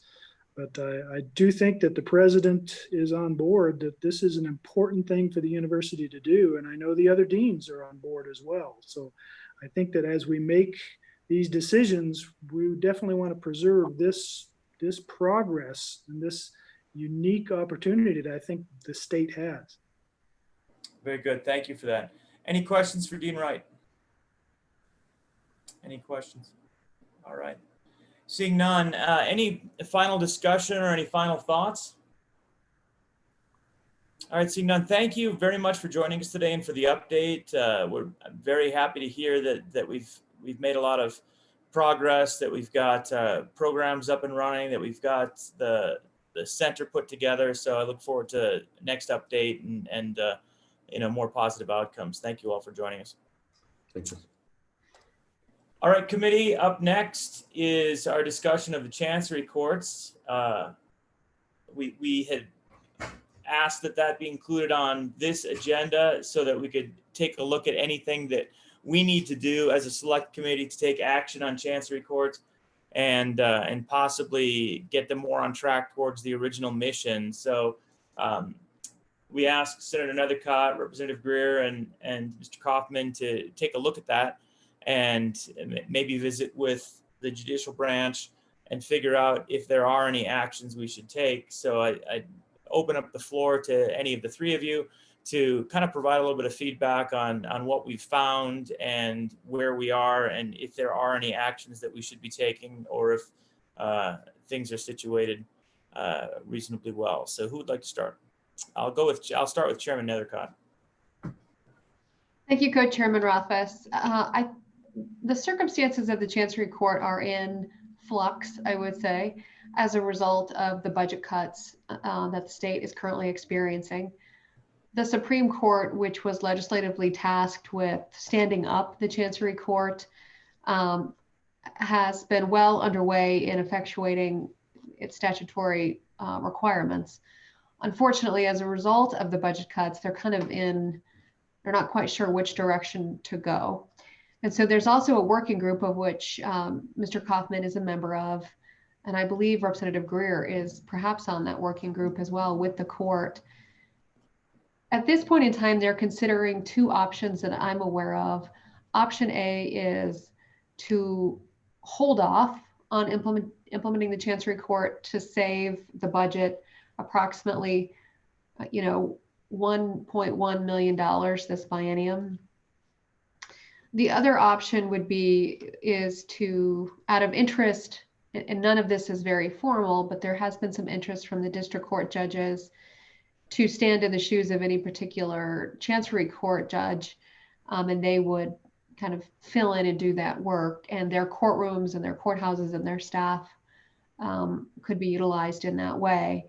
And so there's no definitive direction taken by anyone at this point in time. That working group was scheduled to meet this Friday, but I think that meeting has been delayed as a result of seeking additional guidance, I think both from executive branch and from the legislative branch as far as funding and directions to go. I had hoped to maybe get some feedback from some of the members of the court at the Judiciary Committee meeting that occurred last Thursday and Friday. Unfortunately, I don't think that group was prepared to really come forward with some of those thoughts or ideas. And so the Judiciary Committee did not consider that at that time. The result of that is the Judiciary Committee only has 1 interim meeting left. And so there would not be an ability for the Judiciary Committee to take up a bill draft on that topic to resolve any of the concerns of the Chancery Court legislatively. The result is, I think, that this committee probably would need to take up that topic of any legislative changes that would need to take place for the Chancery Court. Obviously today is the day, but I know we have our September meeting. And so I'm hopeful that that working group can coordinate with also the district court judges and this committee to be able to maybe have some more thoughtful direction as to how the state should proceed. I think candidly, the court is in so much of a situation where they don't want to be making policy decisions, but also are tasked with fulfilling this mission without maybe the funds to do it. And so we'll need to have those greater conversations. And as a result of timing of those budget cuts, this committee will likely need to be the committee to hear that. Thank you, Senator. Representative Greer, follow-up thoughts on that? Mr. Chairman, why don't we hear from Mr. Kaufman, who Sure. I believe I was not able. I had a few emails and only one call with the court, but I had kind of pushed them to Mr. Kaufman, and Okay. he's had a more in-depth discussion. Sounds great. Thank you, Representative. Mr. Kaufman, what are your thoughts? Yeah, thank you, Mr. Chairman. So to sort of tag on to what Senator Nethercott was saying, I think that's pretty accurate. So I had conversations this week with the Supreme Court as well regarding what to do, and if I could just sort of reframe what I think the dilemma is from that conversation this week. I think the dilemma is, obviously there's this construction moving forward of the state building in Casper, of which there's been some space designated for the Chancery Court. And while that is ongoing and that process is underway, there's been some discussion amongst the Chancery Court Committee and some district court judges who have reached out and said, hey, we think that we could fulfill the role of the Chancery Court within the existing district court judge bodyship by essentially creating some sort of a function whereby district court judges who meet whatever criteria the Supreme Court might set for someone that would be a Chancery Court judge could apply to be on a panel of judges. And the Supreme Court could choose, say, 3 or 5 judges to serve on a panel. So the Chancery Court would still continue to be or need to be stood up as a separate court with its own clerk and filing and all that. But then once a case is filed, it would be assigned to one of these panel of judges. And so the thought of the committee at this point, and this hasn't been formalized, but the thought right now is that might reduce some need for staff. That might obviously reduce need for new judicial salaries. And then the question with respect to the space was it might also eliminate the need for separate space. And so I think there was just a question of what do we do right now to carry this out and to get this thing moving. So I actually did take it upon myself this week, Mr. Chairman, to have conversations with a couple of different members of leadership in the legislature just to run this by them and to get feedback. And quite frankly, the feedback I got was, we understand the dilemma. The space has already been designated and paid for, so you might as well move ahead. And if it ends up being flex space or extra space, so be it. But don't let that be a reason to stop. And quite frankly, that's probably good advice. So I think at this point, the question on the mind of the Chancery Court Committee is, what do we do in terms of the need for legislative change? If the will of you all and the legislature is to pivot and instead of appointing or hiring new separate judges to create a panel from existing district court judges, it seems that there's a pretty good appetite to do that. And then, there's a couple of, I think, logistical changes that need to be made in the statute dealing with court clerks and things like that. But otherwise, if that's the course, I think that at least what I'm hearing, I don't want to speak for the Chancery Court Committee or the Supreme Court, but at least what I'm hearing is that's great. Let's do that. But let's get the legislative change underway, and then we'll carry out that mandate. Otherwise, the concern is, I think if we head down the path that we were originally heading down, that we may waste some time and effort. Excellent. Thank you, Representative Greer, and then I'll go to Senator Nethercott. Yeah. So, Senator Perkins or President Perkins and I worked on this bill because it didn't find a home initially. We brought it. I think it came out. It was one of the recommendations out of the Endow exercise. And we brought it forward with sort of this concept that they use in Tennessee. And I don't know what district it is, but it's a district in Nashville where what they did was just switch caseloads. They didn't increase the number of judges or anything. As we put this together, the hue and cry from the district court judges was quite loud. And I was close enough to the practice of law that they apparently felt very comfortable complaining to me about it. I went, it was the first meeting. Matt, were you in person or on the phone? I can't recall which now. It's been long enough. And yeah, I was there. Yeah. And it slowly, through the course of the afternoon, the judges started coming around to this concept. They were very, very reluctant to do this. And they didn't like the legislature meddling in their area and all those things. And so the concept developed. And then as a result of that, the idea of its own space, its own clerk, all of these things kept growing. And there was one good component about this, and Matt was very instrumental in this, and that was redrafting rules that worked for business litigation.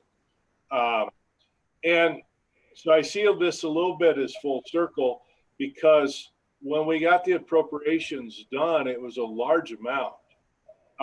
And one of the things we had said, I said this on the House floor, is that the fee on this is going to be more. And I never did represent it would pay for all of it, but it was implied it would pay for a share of it. Well, the fee isn't going to. So we come around to our budget crisis, and quite frankly, the judges, the district court judges, the DJs in the Supreme Court have looked at this, and now we're on board to do it the way I think we should have done it. And that is as a panel of judges with expertise in business litigation, are willing to serve, and then we can go to their court. We can file in with our district court clerks, because they already handle different cases. It's the title on the pleading that determines what rules you follow. So I like where we're going with this. What I don't like is the fact that we are going to have to make some changes to the statute, and that will also necessitate the rules to be modified, which I think are very good rules. I think this is the right way to go. I think the cost on this is going to be very, very palatable, and I also think this will work very well, and it will also work well in most of the jurisdictions instead of being located in one. So those are my comments. Thank you, Representative Greer. Senator Nethercott, go ahead. Yeah, just to kind of round out the conversation, just to kind of identify some of the key issues that I think need to be addressed, probably by this committee and the Chancery Court Working Group, as well as the district court judges and the Supreme Court, and the mysterious influence of legislative leadership and whatever that means at any given time. So, at some level, I'm frustrated by the fact, well, the money's already spent, that building is set to go, so we're going to move forward.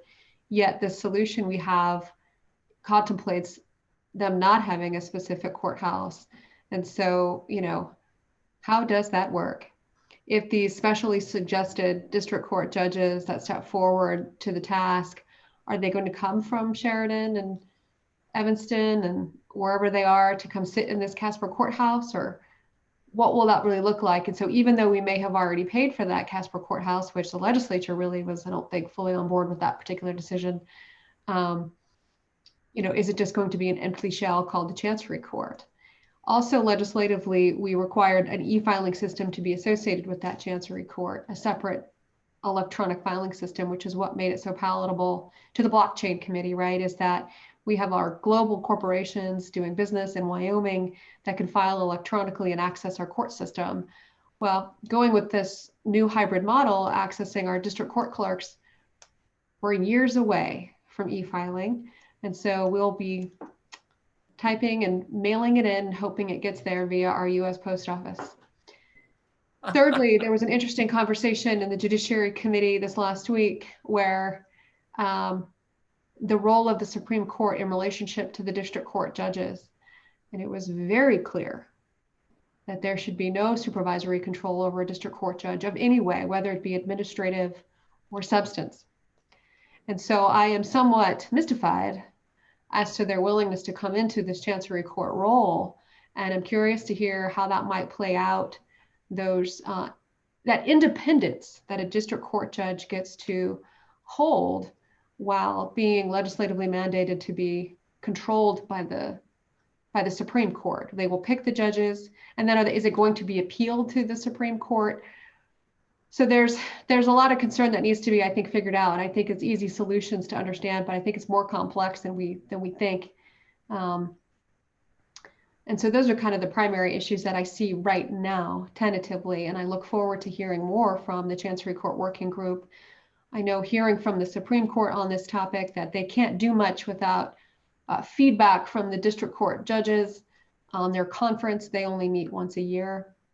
And so I'm not sure what that looks like, but I look forward to hearing those solutions from all those parties. Somehow we're kind of caught in the middle of it. And so to refocus on all of those pieces, I think our role here as the select committee is to really drive the needs of industry and business, as we always had, which was the purpose of the Chancery Court. And so to just be mindful of that big picture piece of what we hope to see the end result to be in really 3 years from now, and that we have an operational Chancery Court that is making a name for itself globally in the space of fintech and blockchain technologies. So that's it. Excellent. Thank you, Senator. And, we don't really know exactly how everything's going to go, obviously, with the discussions of the working group, of our committee, of judiciary moving forward, and what the courts will wish, and then also what we're doing with construction. But I do know if we don't have a bill as a vehicle that's well vetted, then we're going to struggle, and we're going to wish we did have one. So it makes good sense to me that if Senator Nethercott, if you feel that this is the appropriate place to source that so that we can work through it and maybe eventually hand it off to Judiciary Committee, or maybe we continue as a select committee to sponsor it. I'm amenable to whatever does move this down the road in a fashion that advances exactly the interests that you just said, Senator, and trying to make sure that we're doing what was the initial objective of the Chancery Court and of this committee. So I'll further discussion, but I want to know what direction the three of you in particular want us to go, and then we'll get rolling on it. Go ahead, Senator. Mr. Co-Chairman, I would ask that we keep this on the agenda for the September meeting. I would task myself, Mr. Kaufman, and Representative Greer with continuing to work with the Supreme Court, District Court judges, and in kind of hammering out the correct policy direction that maybe this committee needs to consider. The Judiciary Committee, as I indicated, is out of time, and if we end up having to take it into session, that's certainly appropriate. But in reality, on the ground, there's more lawyers on this committee than the Judiciary Committee, and so it does make a whole lot of sense to be here. Sounds good, Representative Greer. Yeah, Mr. Chair, this one's a little tough because this was on the right track. Now, whether we all liked where it was going and we all liked the cost that was associated with it, it should be on the right track right now. Everything's in place. The funding's in place. The legislation's in place. Apparently, the construction got done, so that's in place. The real problem here is that with our financial situation as a state, the courts recognize they're looking for where they can save some money. And so they came up with a palatable solution. This is a problem I get, and then Senator and Mr. Kaufman, you guys can comment, but it's kind of my feeling is like the court's sitting back and will not tell us exactly where they want to go with it. They make this suggestion and they want the legislature to come forward and then tell them. Unfortunately, when we tell them to do something, then they want to sit and think about whether they want to listen. And that's the problem. That's the dilemma I feel like I'm in with it. So. Understood. Go ahead, Senator Nethercott. Thank you, Co-Chairman Rothfuss. I mean, to provide some, always throwing myself out there unnecessarily, I have to agree. I have to agree with that, and I don't necessarily, lay fault. I certainly kind of understand the untenable situation, but in light of the urgent need that we all have as well, which was kind of why I reached out to them before the Judiciary Committee, there's not a lot of time to sit and think. And so we're going to need to take kind of more direct and strategic action here than we typically do. But that's not what I'm getting at this point, at least not at the end of last week or this week. So. Excellent. Okay. Thank you, Senator. Any further questions or discussion? Any other points? I think we're on a good track here. Yeah, go ahead, Senator Dockstader. Thank you, Mr. Chairman. So for Senator Nethercutt, Representative Greer, are we walking away from this with the idea that we're going to tuck it into the district court system, or you mentioned we already have the space available? What are we walking away with here? I need a clarification. Okay. Anyone want to clarify at this point, or is that we can kick it down the road and figure it out? Go ahead, Senator Nethercutt.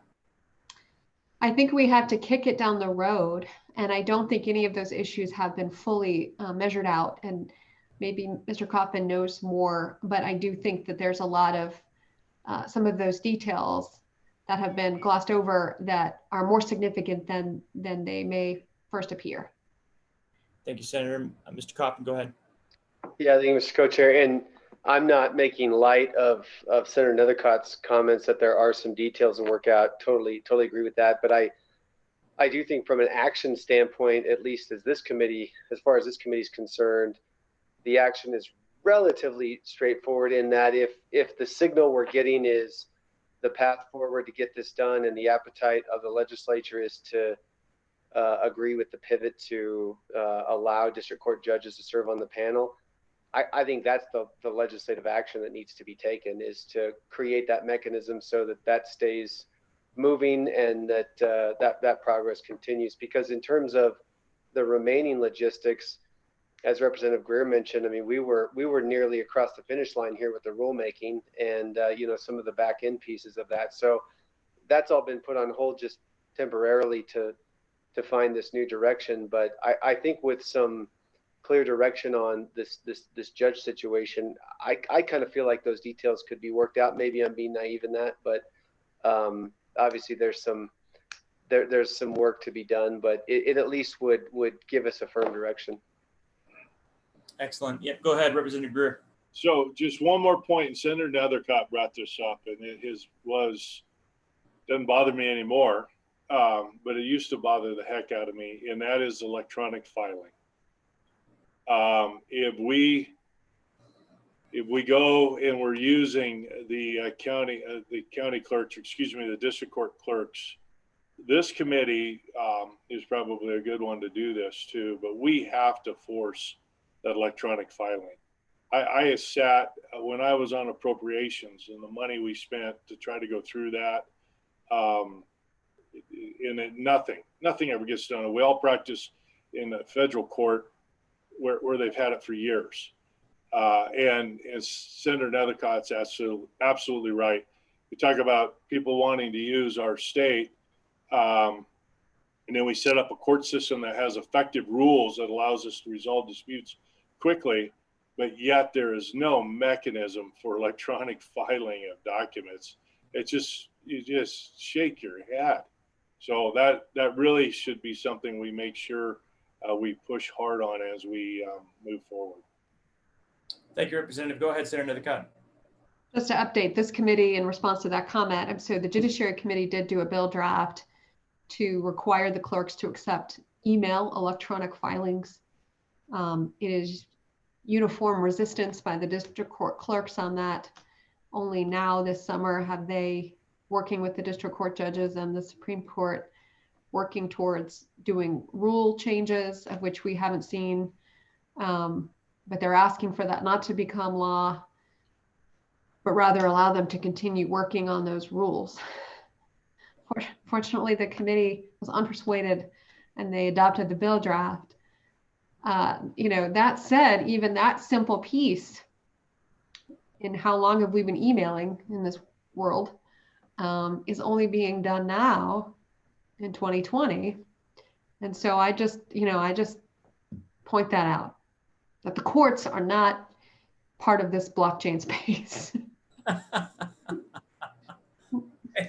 Thank you, Senator Nethercott. Point taken. Any other discussion on this? If not, Senator Nethercott, I would ask that you continue this effort with Mr. Kaufman and Representative Greer, and we will include this on the agenda in September. It will give you the time that you need, and certainly if we need to draft something to support that, then by all means we'll do so. So please just continue your efforts, and we'll support those efforts through the Select Committee. Any final thoughts on this topic? I'll open it up for public comment. It's my understanding we don't have any public comment, and incidentally, I should reflect as well that that was the same case on the previous topic. I should have mentioned that it was open for public comment, but it was my understanding there was no additional comment. So if there is anybody who has just arrived and wanted to comment on either this topic, Chancery Courts, or the previous topic, University of Wyoming updates, I will open for public comment now. I just do not believe that we have any after checking with staff. That still appears to be the case by all of the signals I have. So with that, it is time for a 15-minute break, and let's reconvene at 3:45. Reconvene at 3:45 to talk about data trust discussion. Please turn off or mute your video, mute your sound, and we'll see you all at 3:45. Thanks, everyone.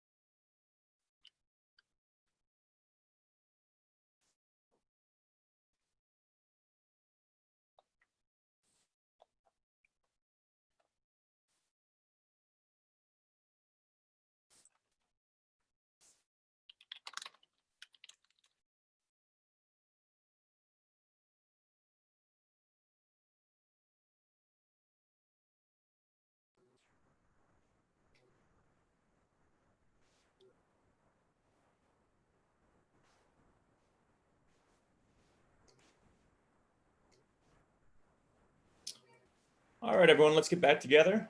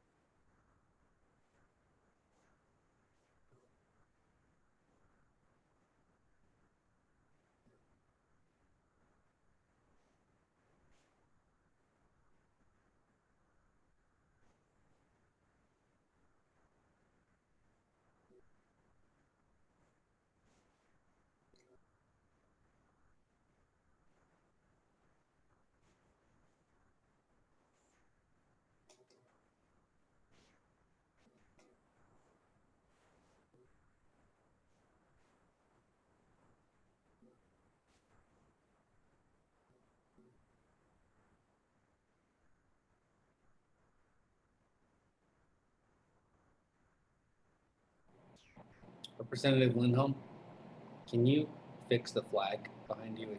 It's tipping over. Scared him off. Huh.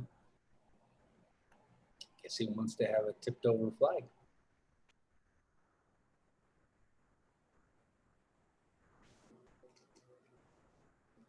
You drove off our attempted quorum.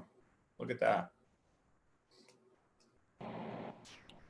You know, Co-Chairman, I was going to comment on how the Senate was in full force and the House was lagging behind. No, I can't. That's definitely true.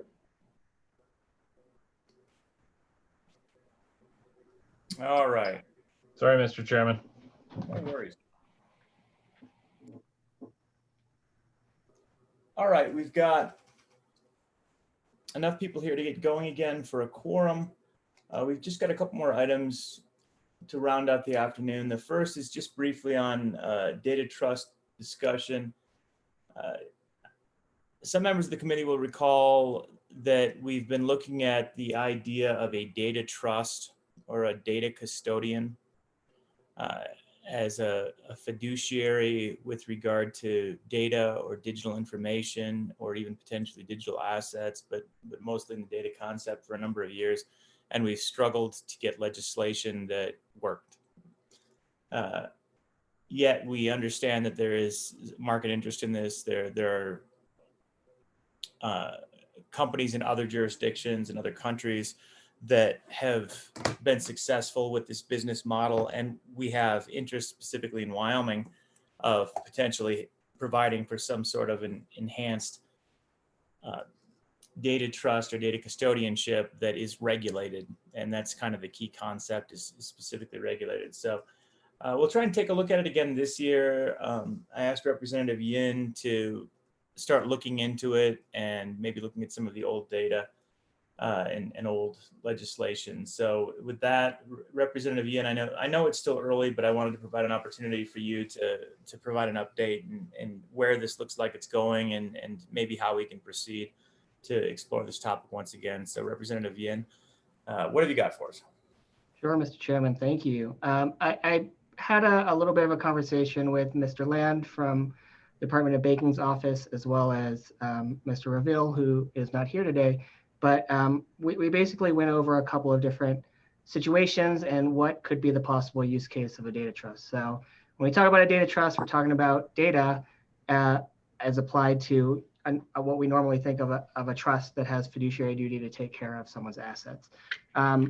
When we talked about what that use case could be, so when we talk about a trust, we're talking about granting someone some of your assets, not someone, but granting an entity called a trust, some of your assets, and having that entity make decisions in your best interest so that you get benefit out of giving some of your control of your assets to that trust. And so the question becomes, what's a situation where that could happen for a personal level? So on an individual level, it felt very hard for us to come up with situations where you would use a data trust. I think it would need some sort of existing interaction with larger business entities for it to be useful in that manner, to the point where you would entrust the data trust with controlling your data instead of just you controlling your data from the outset. So what the desire and need for that particular portion was hard to define. So I'd be welcome to hear if there are any ideas on that end. With regards to the corporate level, where there were existing use cases and businesses, as you mentioned, that do have this sort of data trust structure. And one of the prime examples is a company called Churata that is in Ireland, that is a joint partnership between IBM and MasterCard to actually have a trust structure where they offload all of their data and analytics to this data trust company. And one of the benefits is that not only do they offload the liability of storage of the data, so if there's a risk of hacking, that liability rests with the data trust company. So that's one of the benefits that you get out of the trust form, as well as just being able to tell all of their consumers that, you know, they don't see individual data, they only see what comes out of the analytics portion, so the results of analysis of that data. So that form seemed like that there was a good regulatory structure that we could build around, where it's big companies with lots of data, but they want the benefit of not having the liability where they could just be hacked. So you have one data trust company that handles both the liability, but still provides the benefits of having that data. And so I think that's something that we could create a formation around that also has a strong a regulatory form that allows us to make sure that we also protect individuals' data that is held in the data trust that comes from these companies. And that sort of avoids some of the legal quagmire of defining whether we want to consider data as property and what the side effects that would be in other parts of the law. But if Mr. Land is available for public comment, I'm not sure if he is here. I think I would love for him to add into this conversation as well. Representative, Mr. Land's not available today. Unfortunately, he sends his regrets on that, but I know that he is looking forward to working with you and the committee more on this topic. At the same time, I think that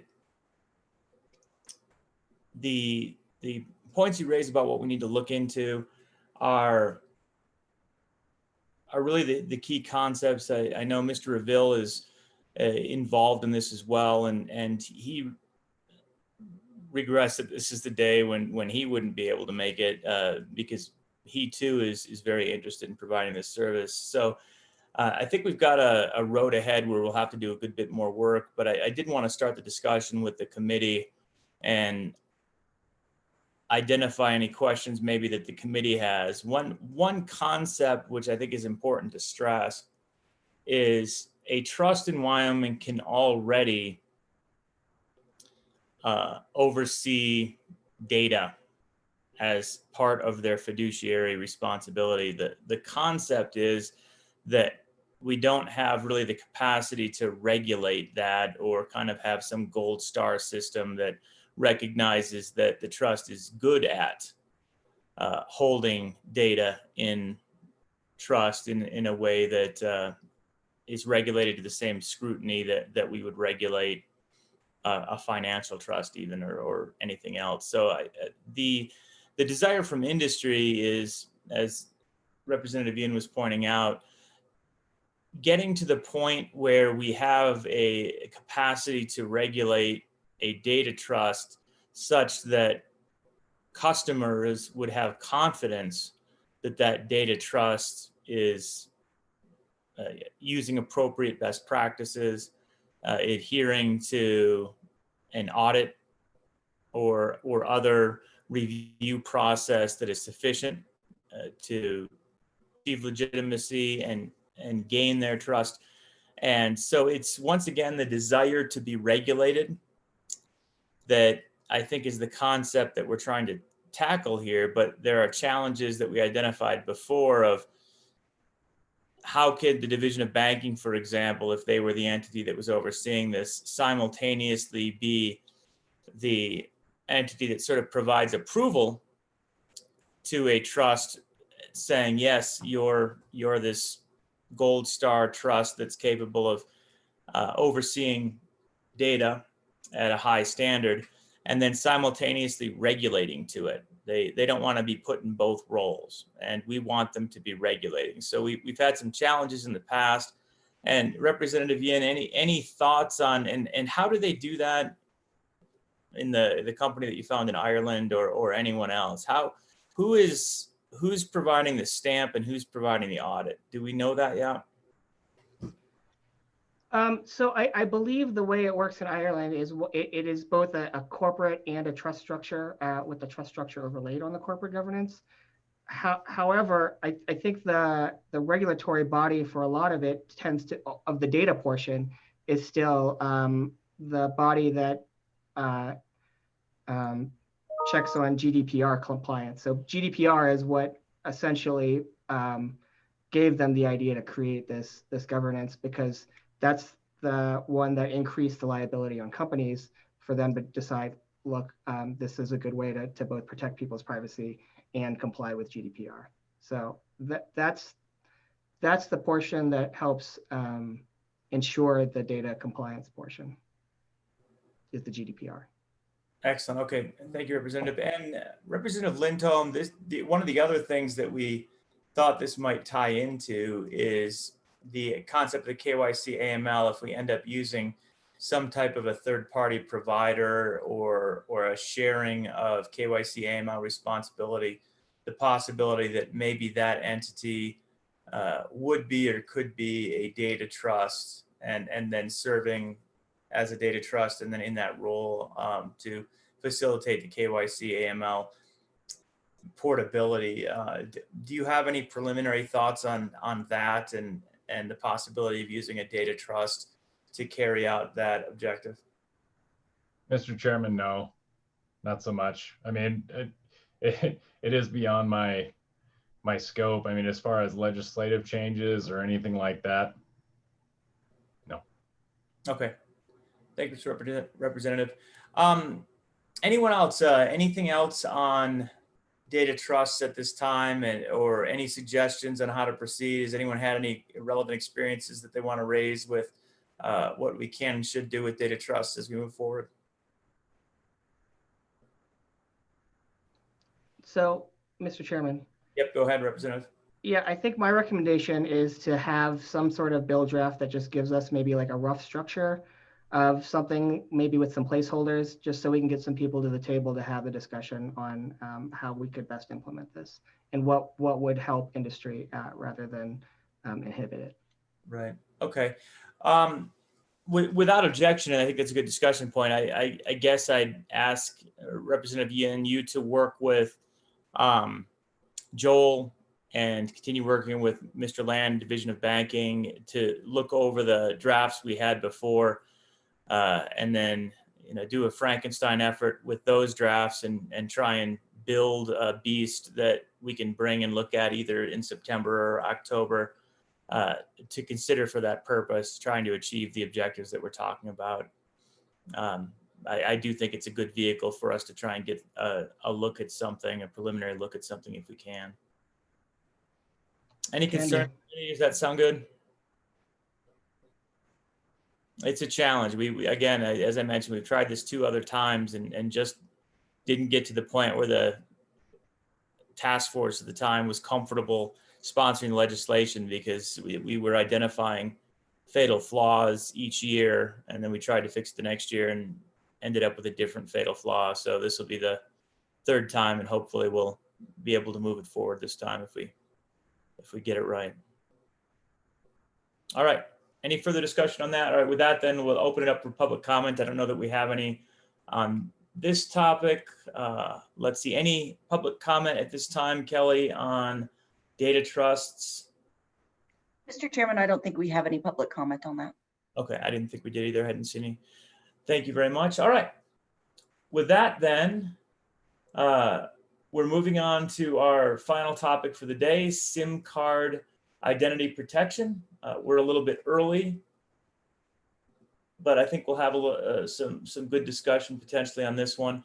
And we're starting off with 21 LSO 112 version 3, which is some legislation that was run last year that ended up having some concerns and some flaws that I wanted to bring this legislation forward to take a look at so we could see how it was addressed last year and then maybe talk through approaches where if we choose to, we could fix that. So we've had a good SIM card identity protection discussion previously, but before we run through the bill, I'd ask Ms. Long to remind the committee, what this issue is, what the legislation that we were looking at last year was designed to tackle, and sort of the state of the situation with regard to SIM card identity protection. So Ms. Long, if you want to kind of give us a little lead in to this legislation before we discuss it, I would appreciate it. Sure, Mr. Chairman, thank you. Probably the biggest update on this very topic is the infamous Twitter hack that happened about 6 weeks ago that could, in theory, have set off World War III because of whose accounts got hacked. It started with a SIM swap. And so, we now have yet another very, very public, very serious example of the lack of security of our cell phones and the unbelievable stubbornness of the cell phone carriers in refusing to do anything about it. The gist is that each of the retail stores for the large carriers, the AT&Ts, Verizons, et cetera, each of the employees has access to our passwords. And it's not expensive to bribe those employees to give access to the passwords. And that has happened many times. And of course, if you happen to use the same password on all your accounts, guess what? Then the criminal actually has access to all of your online accounts, including your bank accounts. And attempts to fix this so far in Washington, D.C. have led nowhere.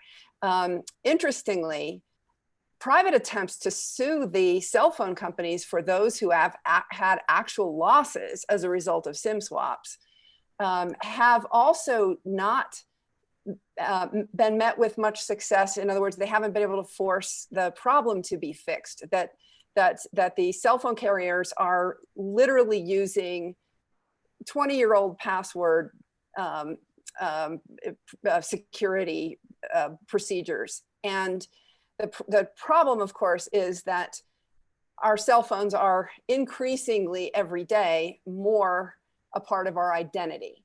And that most of the online accounts that have offered us a two-factor authentication method actually use SMS as the two-factor authentication method. And so the game for those who play the SIM swap game is to take over your cell phone by simply bribing a employee in a store. And that has happened dozens of times. The FBI has a task force set up to do nothing but SIM swaps. And of course, and they have had quite a degree of success, to be honest. The average age of the SIM swappers that they have arrested has been below age 18. This has become a game that has been pursued by, generally speaking, folks that are not even at the age of majority yet. And there have been quite a few headline stories about the ones who actually have been arrested by the FBI. They've all been sort of a gang, if you will, but it continues. It obviously isn't just them, because the FBI did bust that gang. And private rights of action against those criminals to recover the assets are underway. But what I was alluding to earlier, Michael Turpin, who lost more than $25 million of cryptocurrency to a SIM swap, And actually, he had been SIM swapped multiple times, as many of us in the crypto industry have. And he was actually on a heightened security list and still ended up getting SIM swapped. So he had a particular reason to sue AT&T, but his lawsuit is for $225 million. And frankly, AT&T is fighting it tooth and nail. It's already been underway for more than 2 years.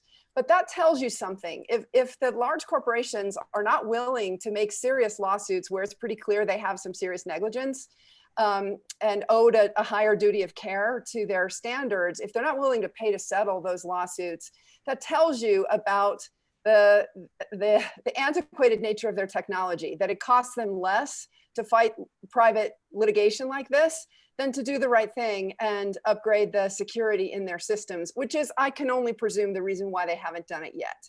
However, it's not hard to upgrade the security.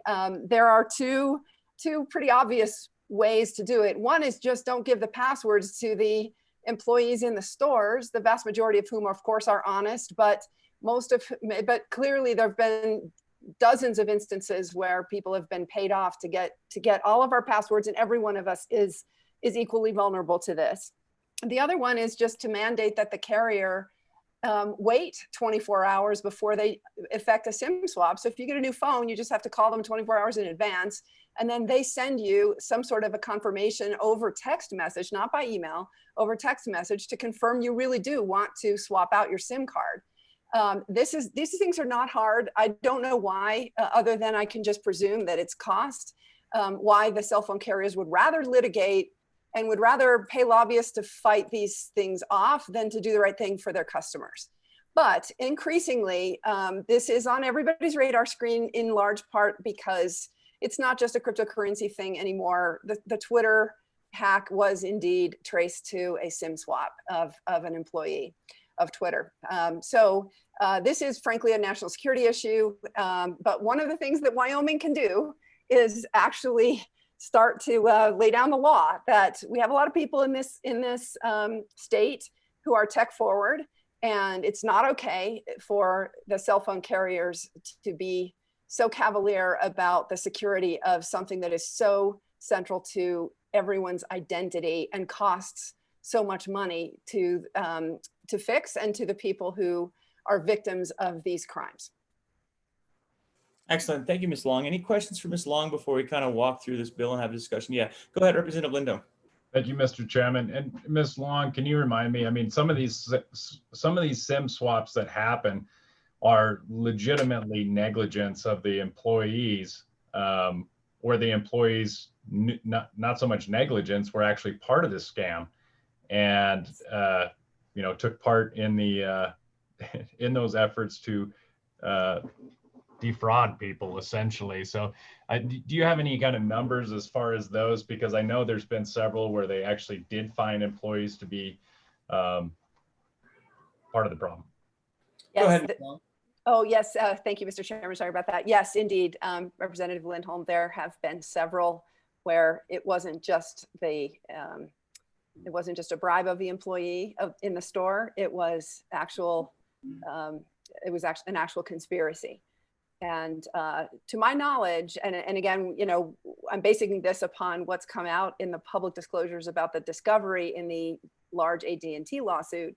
To my knowledge, the carriers have not taken any steps to increase the security of their systems. And so this is just a giant security hole for every one of us. All of our bank accounts, all of our online accounts are vulnerable to just getting somebody to tip off a password in the retail store. Excellent. Follow-up. Go ahead, Representative Linton. Thank you, Mr. Chairman. Ms. Long, do you know of any of those employees that were prosecuted due to their involvement? Ms. Long? Mr. Chairman, yes, there have been a few stories in the press. One of the interesting challenges is that due to the age, again, the Twitter hackers, two of them were teenagers. One was, I think, 21, and they were Americans, by the way, at least two of them. Due to the age of the SIM swappers, they've not been criminally prosecuted. And frankly, this is part of the problem. one of the nice things about the private rights of action that have taken place civilly is that as soon as these criminals turn 18, they are immediately sued and by the victims. And Michael Turpin was able to get a $75 million judgment against one of the teenage criminals, and it'll follow him for the rest of his life. Any follow-up, Representative Lindo? No, good. Any other questions for Ms. Long? Go ahead, Representative Greer.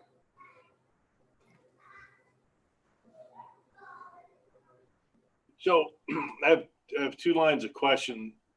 One, just to help me understand, and then the other is probably where we always run into difficulty with this. But so the first one, is it, so the burden on this rests with the telecommunications company. Is that always the appropriate place for the burden to rest? Go ahead, Ms. Long. Mr. Chairman, thank you, Representative Greer. I think in this case, yes, because the telecommunications company is the keeper of the hardware as well as the data that enables the SIM card to function. Okay. And, go ahead. And then my follow-up with this, and this gets to the concern, you know, reasonable action. Should we define what reasonable action? You just said something that made sense to me, is you text in and then you get a code, right? So, you know, I mean, that stuff happens with my credit card, with my reservations, with whatever, almost that fast. So that, I mean, should we define that? That's where I'm concerned, is reasonable action. And then I did have one more. I meant three. Go ahead. Sorry, Mr. Chairman. No, and then the third is that if we pass this in Wyoming, will that have any impact upon the service to the state of Wyoming and to our citizens if we have this burden and nobody else does? Right. Thank you, Representative Greer. Thoughts, Ms. Long? Thank you, Mr. Chairman. Yes, Representative Greer, it shouldn't be difficult for everybody who's putting SMS two-factor authentication on. It's kind of shocking that the cell phone carriers themselves don't have it, but it is. That is the case, and frankly, it would solve 90% of that, and not allowing the in-store employees to have access to the passwords would solve 90% of the fraud. There's definitely more sophisticated fraud. I've actually been a victim of somebody who was able to get around eBay's two-factor authentication to log into customer service as if they were me, and the eBay customer service representative gave away my address and phone number. Luckily, they were old, but you know, this stuff is serious, and it would just be, you know, it was very clear the reason why that hacker was after my information is to SIM swap me. So the cell phone companies clearly are frankly just unbelievably negligent in this situation, that just by continuing after years of knowing about this to allow this to be such a vulnerability. Meanwhile, as Representative Yin, I'm sure will attest, and Representative Greer, you also just attested, we were talking about the cell phone text that you get all the time. That is SMS two-factor authentication that comes through your cell phone. Pretty much every website is upgraded to that now, which means that your phone is even more of a single source of failure to attack you if someone wants to steal your identity. And so it's even more important now than it was 2 or 3 years ago, when it really was just a cryptocurrency thing. To your next question, this is going to be interesting. Obviously, we don't want to do anything that affects the cell phone carrier's desire to serve Wyoming. But there's a movement afoot now to finally fix this, I think in part because of what happened in the Twitter hack. So I don't think we'll be alone. If we'd started last year, we would have been ahead of the curve. This year, I think a lot more people are taking it seriously. So I would suspect if we go forward with something, that you will see other states go forward with it as well. And it will be most interesting if we do actually put a bill forward this year to see the reaction of the cell phone carriers. Let's see what the lobbyists do. Thank you, Ms. Long. Representative Greer, any follow-up? I know you like that approach, actually. Ms. Long, go ahead. Go ahead. Yeah, I just, yeah, I do like that last comment. I just think if we want to put something forward for a meaningful discussion, we really should define what those reasonable steps are. Yeah, absolutely. And Representative Greer, we'll get through this legislation. This legislation was advanced last year, and it does have some flaws, and that's one of the flaws that it has. So if we want to advance legislation, we'll probably need to tighten this up, and we'll have Mr. Hopkinson run through where it was at before in a moment. Go ahead, Senator Nethercott. I just don't know why we're not making more felons. Well, we're trying right here, right now. More felonies, more often for more people. Right. I just want everyone to think about it. It's really fun. Ms. Long, I have one quick question for you, and you may not know the answer. This might be for somebody who provides public testimony later, but storing clear text passwords is wildly wrong and unpopular, and yet it seems to be happening here. For those that don't know, typically you store the hash of the password, so you store a cryptographic interpretation, I guess you could say, of the password, and then you compare against that. So you have to know the password to create the hash of the password, and that's what's compared. That's what's typically stored in a password database by anybody who wants to protect your privacy. Do you have any sense of why these companies are clear texting their passwords at all? Yes, Mr. Chairman, I suspect the answer is that they just want to make it easy to SIM swap a cell phone. It just makes it easy. And frankly, it's not SIM swap in the negative sense. A SIM swap is, of course, it can be done by the owner of the cell phone when you upgrade a phone. It's enough of a hassle when you upgrade a phone to change everything. They're just trying to make it easy for the customers. So presumably it's a combination of, they want to make it easy for the customers, and they have antiquated technology and don't want to spend the money to upgrade it. It's probably, I would suspect, a combination of both, but I'm not an expert in this. I'm just somebody who's been on the receiving end of the challenges associated with this. And a lot of my friends have been as well. And all of us have been forced to take some pretty draconian action as a result of being targets. But what's happening is that it's not just the cryptocurrency people who are targets anymore. it's Twitter itself. Yeah. Excellent. Okay. Thank you, Ms. Long. Anyone else have any questions or discussion? Go ahead, Representative Bien. Thank you, Mr. Chairman. So just to add on to that, it's not necessarily just the password that it's being used to verify your ownership of an account when you do a SIM swap. So when you call a customer service representative, sometimes they'll want to verify information on the account. And so some of that information tends to be publicly available information about yourself. So it could be your home address, your email address, or the last 4 digits of your credit card that you used. And sometimes if hackers have that information, they don't necessarily need your password to do a SIM swap, and they don't necessarily need to bribe someone. They just need to fish for your data somehow, and then use that data that they fished to do the SIM swap. Excellent. Thank you. Go ahead, Ms. Long.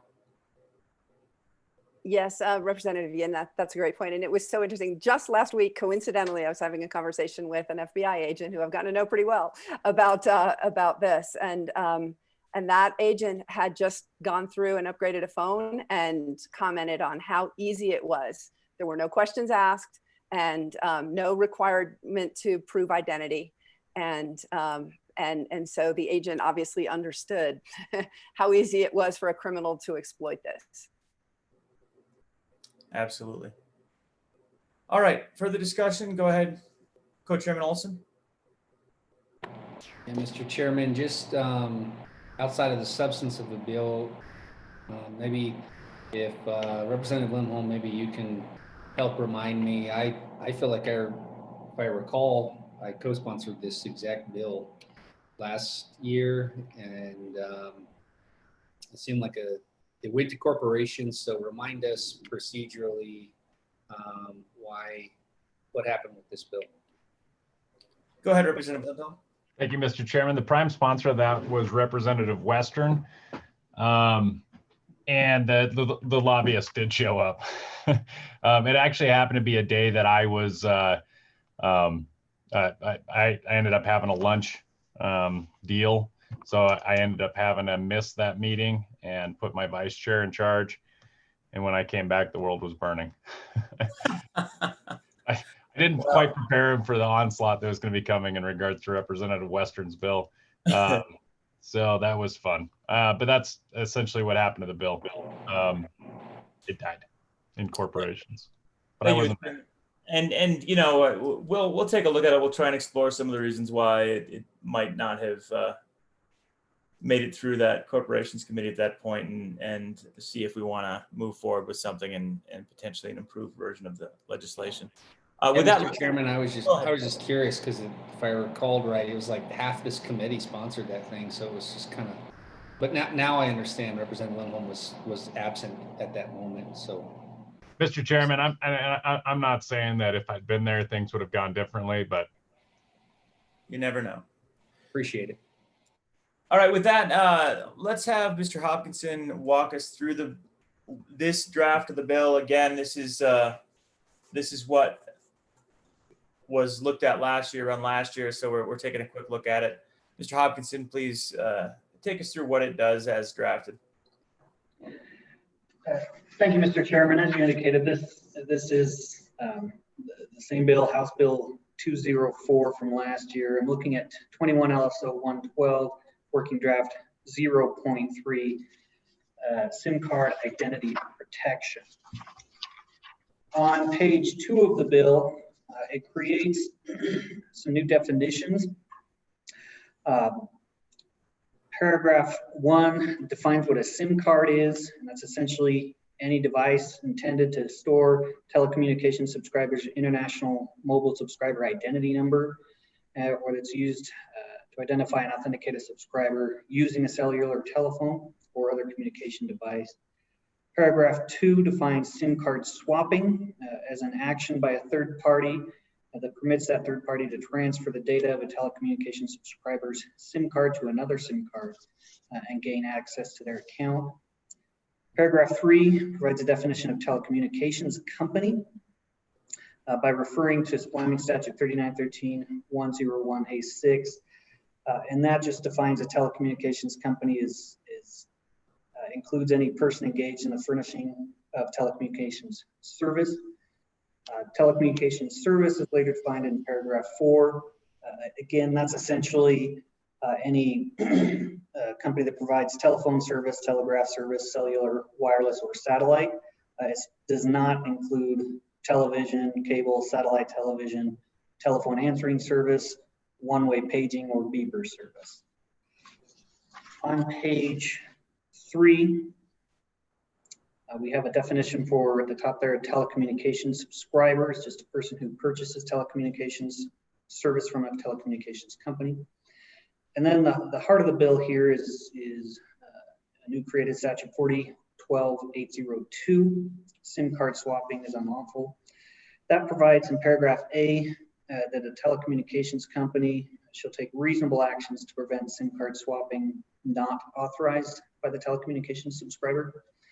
And paragraph B provides that it's unlawful or in violation of subsection A for if the telecommunications company has committed an unlawful practice under 40-12-105. It's not a violation of the subsection if the telecommunications company can establish that an action of the telecommunications subscriber allowed or caused the SIM swapping to occur. So essentially, if there's a violation of paragraph A, that would be considered an unlawful practice or a deceptive trade practice.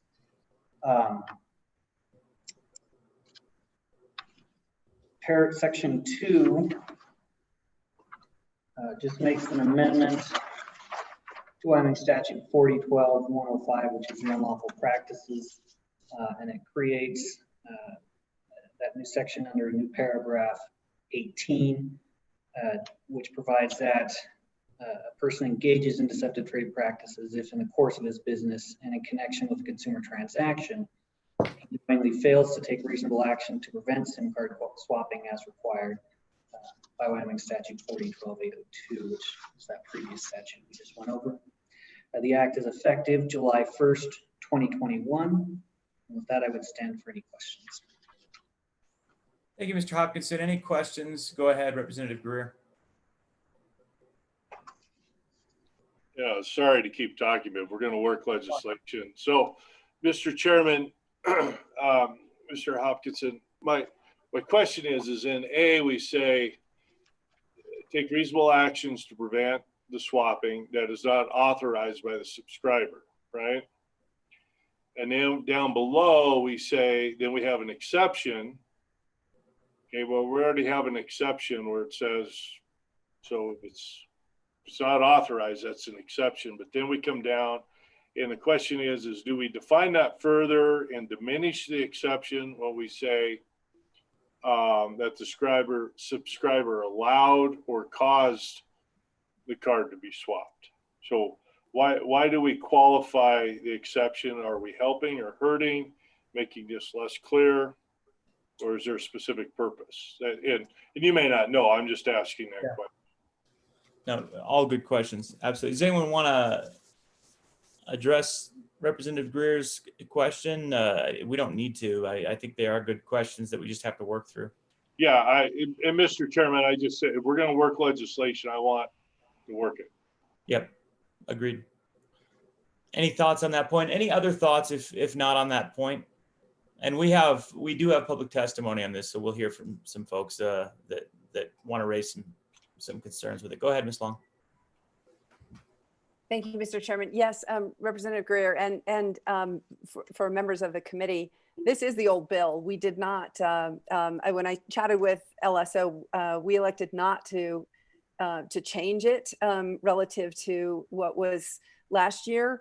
And I proposed those two ideas that we could, if we decided to, define what a reasonable action to protect against SIM swapping is. The problem with that is that it may change over time. And so instead of having the general requirement for them to define what is a reasonable action, which by the way, they may not decide that what they think is reasonable is what's reasonable to us. That's another challenge. They've actually frankly had bad faith in all this. And so perhaps that is an argument that we want to actually require something affirmative as opposed to put out the principle. But it is worth noting that this bill hasn't been worked and does need work. I would agree. Okay. Yeah, thank you. You know, and I'd ask a similar question, or maybe coming at it from the other side. And what I'm wondering is, what would a circumstance be where an unauthorized SIM card swap would take place where it really wouldn't be the responsibility of the provider? I mean, what would that circumstance be? If it were an unauthorized SIM card swap, in other words, if it were not the subscriber truly initiating it, then wouldn't that always be a failure of security? And maybe it would, maybe it wouldn't, but I mean, that's kind of what I'm thinking right now is, what would an instance be where security didn't fail in an appropriate authentication if a SIM card swap took place and it were not the appropriate subscriber? Representative Lindholm, I see your hand up. Thank you, Mr. Chairman. I know of two ways, but Ms. Long or Representative Yin could jump in and correct me if I'm wrong. The first is the most simple. I actually steal your cell phone, take your actual SIM card out, and then I can replicate your SIM card, put your SIM card back in your phone. You think everything's fine. I'm walking around with your phone in my pocket and you don't know. The second way is there are some pretty sophisticated types of scanners out there nowadays where you can actually essentially replicate a SIM card within a couple of feet. I know that's happened in airports down in Las Vegas several times to several hodlers, and they lost a lot of money. So that in those situations, I don't think that's a failure of the network. And so I think, you know, obviously the legislation needs some work, but even under the way it's currently written, reasonable security measures, I think that type of hack would have stood up to the legislation. Thank you, Representative. Very good points. And perhaps there's a counter phrasing or something that could be arrived at where except in circumstances where there's, you know, clearly no way that the entity could have foreseen it or prohibited it or whatever else. So maybe there's another way to arrive at the same question. Additional discussion before we take public testimony. Any other questions for Mr. Hopkinson about how this works? Go ahead, Representative Lindholm. Mr. Chairman, I just want to compliment Mr. Hopkinson. He's new to this committee, and God, he's, I mean, just getting plunged in so many different subjects. And I don't know if he graduated with a, some type of software design degree. I doubt it. So I really appreciate the level of dedication that he's had to put in to learn all of these subjects. And he's presented the bills on point. Pretty pumped that he's with LSO. Absolutely, yeah. Thank you, Representative Lindholm. I think we all share that. Yeah, yep. Mr. Chairman, I would just add to that the hardest part of his job is he has to sit and listen to all of us opine so much, even when we deal in the law, and there's probably times where we're running astray and he wants to tell us, but he can't and he wants to, and so really just appreciate you, David. Yeah, absolutely. Thank you. All right. With that, let's start our public testimony. Kelly, who is up first? I think we have Liz Zerga up, Mr. Chairman. All right. Well, let's bring Liz in and hear from her.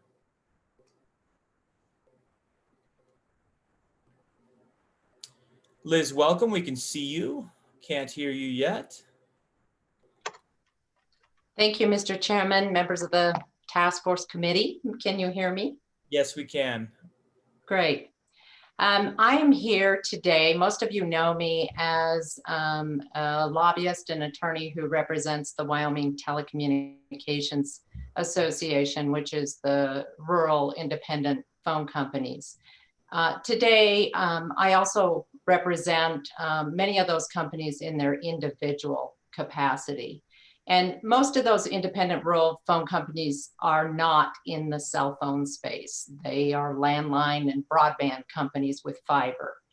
However, Silver Star Communications out of the Afton, Thane, far western part of the state where Senator Dockstader hails from, is involved in the wireless space, has wireless phones, wireless service in far western Wyoming and over into Idaho.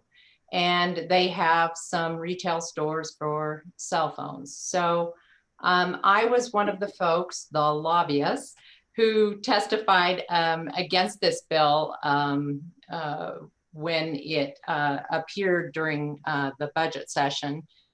And our concerns were exactly the concerns that Representative Greer voiced. The concerns were, well, and I'll just go through them quickly. One was, I know what Silver Star does. Is that reasonable? And that was the question that I posed to the committee, because reasonable is in the minds of a jury. And once you get to a jury, you're already spending a lot of money. So what I wanted to do was say, isn't there some place where we can find a set of standards? And I appreciate the discussion that went on about that before my testimony. So one was, that it's what's reasonable. It puts the burden on the carrier. The second was this particular bill is located, it puts the issue in the deceptive trade practices. And when you have an employee that sells out, in essence, that employee is clearly engaging in some kind of a deceptive trade practice. Where you have a carrier who has practices in place to prevent unauthorized SIM card swap, but a very savvy tech person manages to get around that. Has the carrier really engaged in something that fits in the chapter on deceptive trade practices? If you look at those deceptive trade practices, they are along the lines of intentional misrepresentation. So the person who is perpetrating the SIM swap, there's no question that they're involved in a form of identity theft. They're involved in a form of, they themselves, of misrepresentation. But if you have a carrier who gets buffaloed, have they engaged in a deceptive trade practice? With respect to the small carrier over in the West, I can tell you that what they do is they know most of the folks that they provide service to. They're a pretty small carrier. They know most of these folks when they walk into their store and say, hey, I got a new phone, I'm getting a new phone, I need to have my number transferred. The other instance when they transfer numbers is when they receive a porting request from another carrier. So in other words, another carrier says, hey, we just took away your customer and we want that phone number that you provided ported with that phone. There's a whole federal process that's involved under those circumstances with respect to porting. And the carrier who's being asked to port is not permitted to contact the customer under that circumstance. The FCC prohibits it. So given those things, when we looked at this bill and saw it in budget session, we had those kinds of concerns about it, and I raised those concerns, and ultimately the committee decided that this topic, this particular bill wasn't ready right at that point in time as it was worded. And that's my client's concerns about that bill. And so I'd stand for any questions. Thank you, Ms. Zerga. Questions for Ms. Zerga at this time? Go ahead, Ms. Long. Thank you, Mr. Chairman. And Ms. Zerga, on the federal law about porting of the SIM from one carrier to another, could the new carrier text the number that is being ported over to verify that the original and legitimate owner actually does want to have their SIM ported over to the new carrier? Ms. Zerga, do you know that? Mr. Chairman, I haven't specifically asked that question. I can't imagine the new carrier has the new customer relationship. So they might be able to do so, but you've got to remember that under that circumstance, the carrier who is transmitting the number to the new carrier, that's the one in the discussion, the way the bill is drafted, might end up liable. In other words, they're following federal law. And so you have to be careful when you set standards that you allow for the porting of numbers under federal law, and don't place the burden on the carrier that's porting out the number to do anything other than comply with federal law. Thank you. Any follow-up, Ms. Long? No, thank you. All right, additional questions. Go ahead, Representative Lindholm. Thank you, Mr. Chairman. And I'd heard something, Ms. Zerga, earlier that kind of made me think of this in a different manner. You had talked about how these are like Silver Stars, a little community outfit, and they know pretty much every one of their customers. And really, I mean, is it really their fault if, you know, a hoax is pulled, somebody calls in and says this is somebody and it's not really them? Is it really their fault? So I guess the best comparative value, I mean, when I think of little community things, I think of my dear community little banks. And those little community banks, when it comes down to if something happens where their IT infrastructure fails and my money is stolen or my identity is stolen or anything like that, they have insurance to cover those things. And it's under federal and state law that they are responsible to ensure those things are kept up. Whereas there is no such law in regards to these little community cell phone carriers. Now, cell phone carriers were never intended to be, you know, the cell phones were, nobody would ever thought that cell phones would carry so much wealth on them. So it's a different aspect, a whole different subset for cell phone carriers that they've been essentially thrust into. But they didn't object to being thrust into it because they've done pretty well and made a pretty nice little profit on that. So when we're talking, I guess my question, Ms. Zerga, would be when we're talking about these little community organizations, every other community organization, whether it's a community bank or some type of organization that does money transfer services, anything like that, they're all held to the standard that they have a fiduciary responsibility to their customers if something were to happen, even if it's an accident.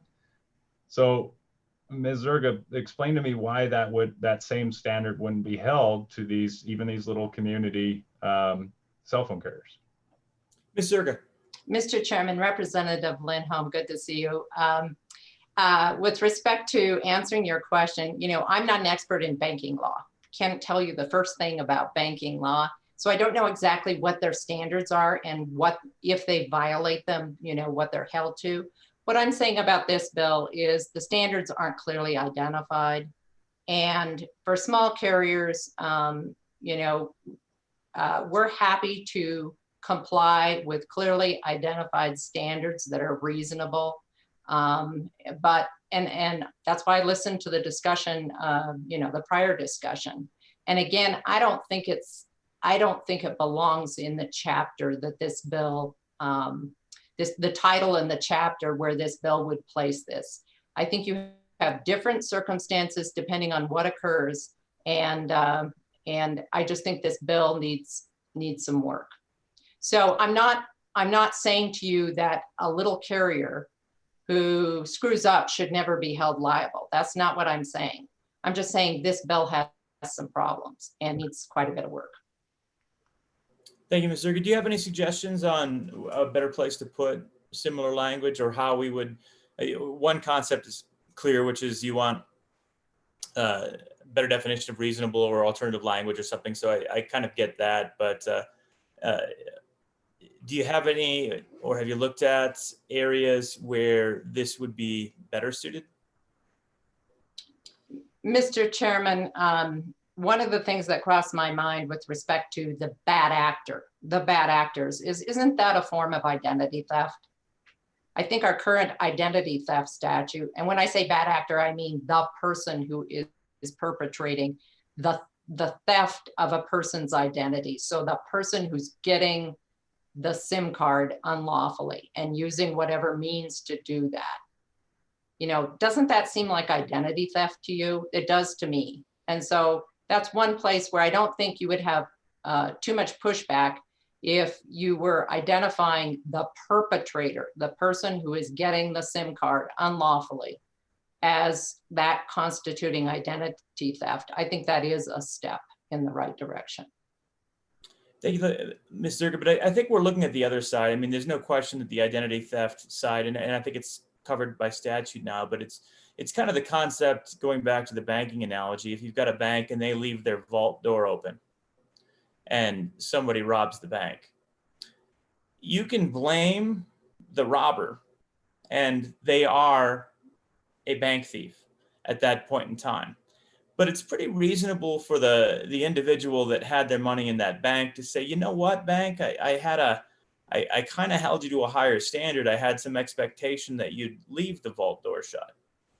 And so we're on the vault door side of it in terms of liability, and where we can include some liability with recognition, as Representative Lindholm was discussing, that typically liability is insured and it's minimized. And risk is something that's inherent in large markets, and we understand that. And what we're looking for is to motivate a minimization of that risk because the liability in some way should be realized by the provider, or at least shared by the provider, particularly when there's negligence, where a clear text password and an easy transfer can probably be perceived as a potential for liability. So how do we address that statutorily?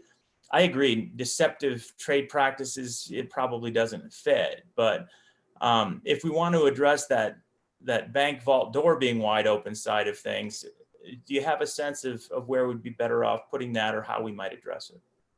I don't, Mr. Chairman. I can tell you it probably does not belong in the Telecommunications Act, because wireless carriers are largely deregulated there. It doesn't seem to fit deceptive trade practices. So honestly, I don't know where you would fit it. You could look at the title where identity theft is and see if there's something there that you could fit it in. But I don't know of a good home for it at this point. Thank you, Ms. Zerga. And one place that comes to mind for me is we did some personally identifiable information protection legislation a few years back, where Ms. Zerga, you were involved in that discussion, I believe, and I don't remember exactly where that is in statute, but maybe that's a better place for it, because we're obligating providers to provide adequate protections. And if they don't, then there's recourse. So maybe we should dig into that. Go ahead, Senator Nethercott. Thank you, Mr. Co-Chairman. So I think, you know, much of this is actually, as much as I was kidding about felons, which I'm never quite kidding about that, but it is included in Title VI, right? And so it should be in the criminal code. It is unlawful to steal someone else's property, right? And you will be held criminally liable for that and subject to restitution. And so there is ways to get remedy under the criminal code. Now, typically, you know, should that criminal liability extend to the company is the question. And so we can look at Title VI and to see when and if, under the identity theft in Title VI, criminal liability should attach to the corporation. Right. You know, that's where we can narrowly focus that in. In the alternative, because it would be my assumption that the company, you know, probably didn't know about the conduct of some of their 16-year-old employees. And so assuming that they did have, you know, that they weren't recklessly negligent in their policies, the other remedy is the civil remedy, right? Which is this ability to sue the company. And so, you know, again, I believe that that cause of action exists in law in that the company was negligent. But if there needs to be more protections associated with a specific cause of action for a civil remedy against a telecom provider or whatever entity we're trying to encompass here, you know, maybe we need to spell that out very specifically and extend or identify a different statute of limitations associated with how long it may take to actually discover all of the bad actors associated with this type of situation. So negligence, you know, is 4 years, but an intentional tort is only 1 year, typically. So there's some concepts to think about there to put into then Title I of the Civil Code concerning civil causes of action. So Title I, civil causes of action, and then Title VI, the criminal code, is where this committee probably should focus it down in. And so the real question is, are we trying to deter the conduct? The criminal code is certainly the quickest way to deter, as opposed to waiting for someone to sue. Thank you, Senator. And my understanding is, and maybe I'm wrong, maybe we don't have enough in the identity theft, but I haven't seen this discussion as an indictment on our identity theft statute from a criminal side, because we have worked on that over the years. And I think our identity theft statutes already would cover this, already would punish it. And I guess I'd ask if anyone disagrees with that. To me, it seems more on the civil liability side and the responsibility of providing some type of adequate security or protection and getting to the liability and negligence threshold, which sounds like, Senator, you'd think we'd probably be looking at Title I then, if that's the case. Mr. Co-Chairman, I do, and I don't know that it doesn't currently exist, but you know, for purposes of kind of this committee's role of kind of more brainstorming and trying to find solutions, if it's the desire to send a message in Wyoming, you know, then to specifically spell something out, doing the opposite of immunity and lowering that bar and to see if that really provides the comfort you want in order to successfully civilly sue a corporate entity that doesn't have reasonable measures, excuse me, in place to protect the SIM cards. Thank you. Go ahead, Representative Greer. Mr. Chairman, you know, for the purposes of discussion and what I've heard, you know, Chairman Lindholm said there are situations where your identity can be stolen that is outside the control of the carrier. Okay, so we need to be aware of that. This porting issue that Ms. Zerga brought up is something to be aware of.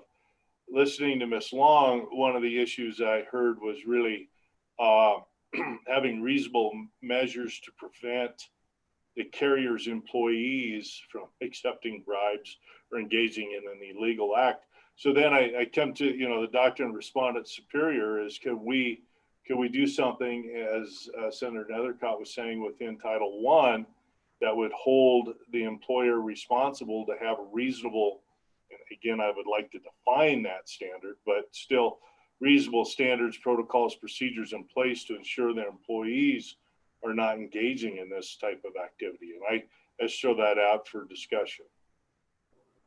Thank you, Representative Greer. Good thoughts. Go ahead, Representative Linto. Yeah, thank you, Mr. Chairman. And I completely agree with Chairman Greer about this situation. I mean, there's so many exceptions and there's so many different things that could happen. It's a complicated animal, and nobody's done anything. I mean, certainly not Congress. No other state has taken into account any of this. And maybe the best way to handle this is something along the lines of general guidance for the judiciary. That way they have the ability to weigh out and measure each type of situation as it comes along, instead of, at least some type of guidance saying, hey, this is wrong if this happens, versus getting down into the weeds. But I don't know, I mean, it's a complicated piece of law that we would be crafting. There's a lot of money that's lost there. So I do think there is merit in protecting that and protecting our citizens in this regard. But yeah, I mean, there's a lot. Senator Nethercott, I saw your hand. Yeah, thank you, Co-Chairman. So another concept to just consider and for Caitlin to ponder would be the amount of damages that are recoverable. And so instead of it simply being compensable, which would be the straight recovery of what you lost,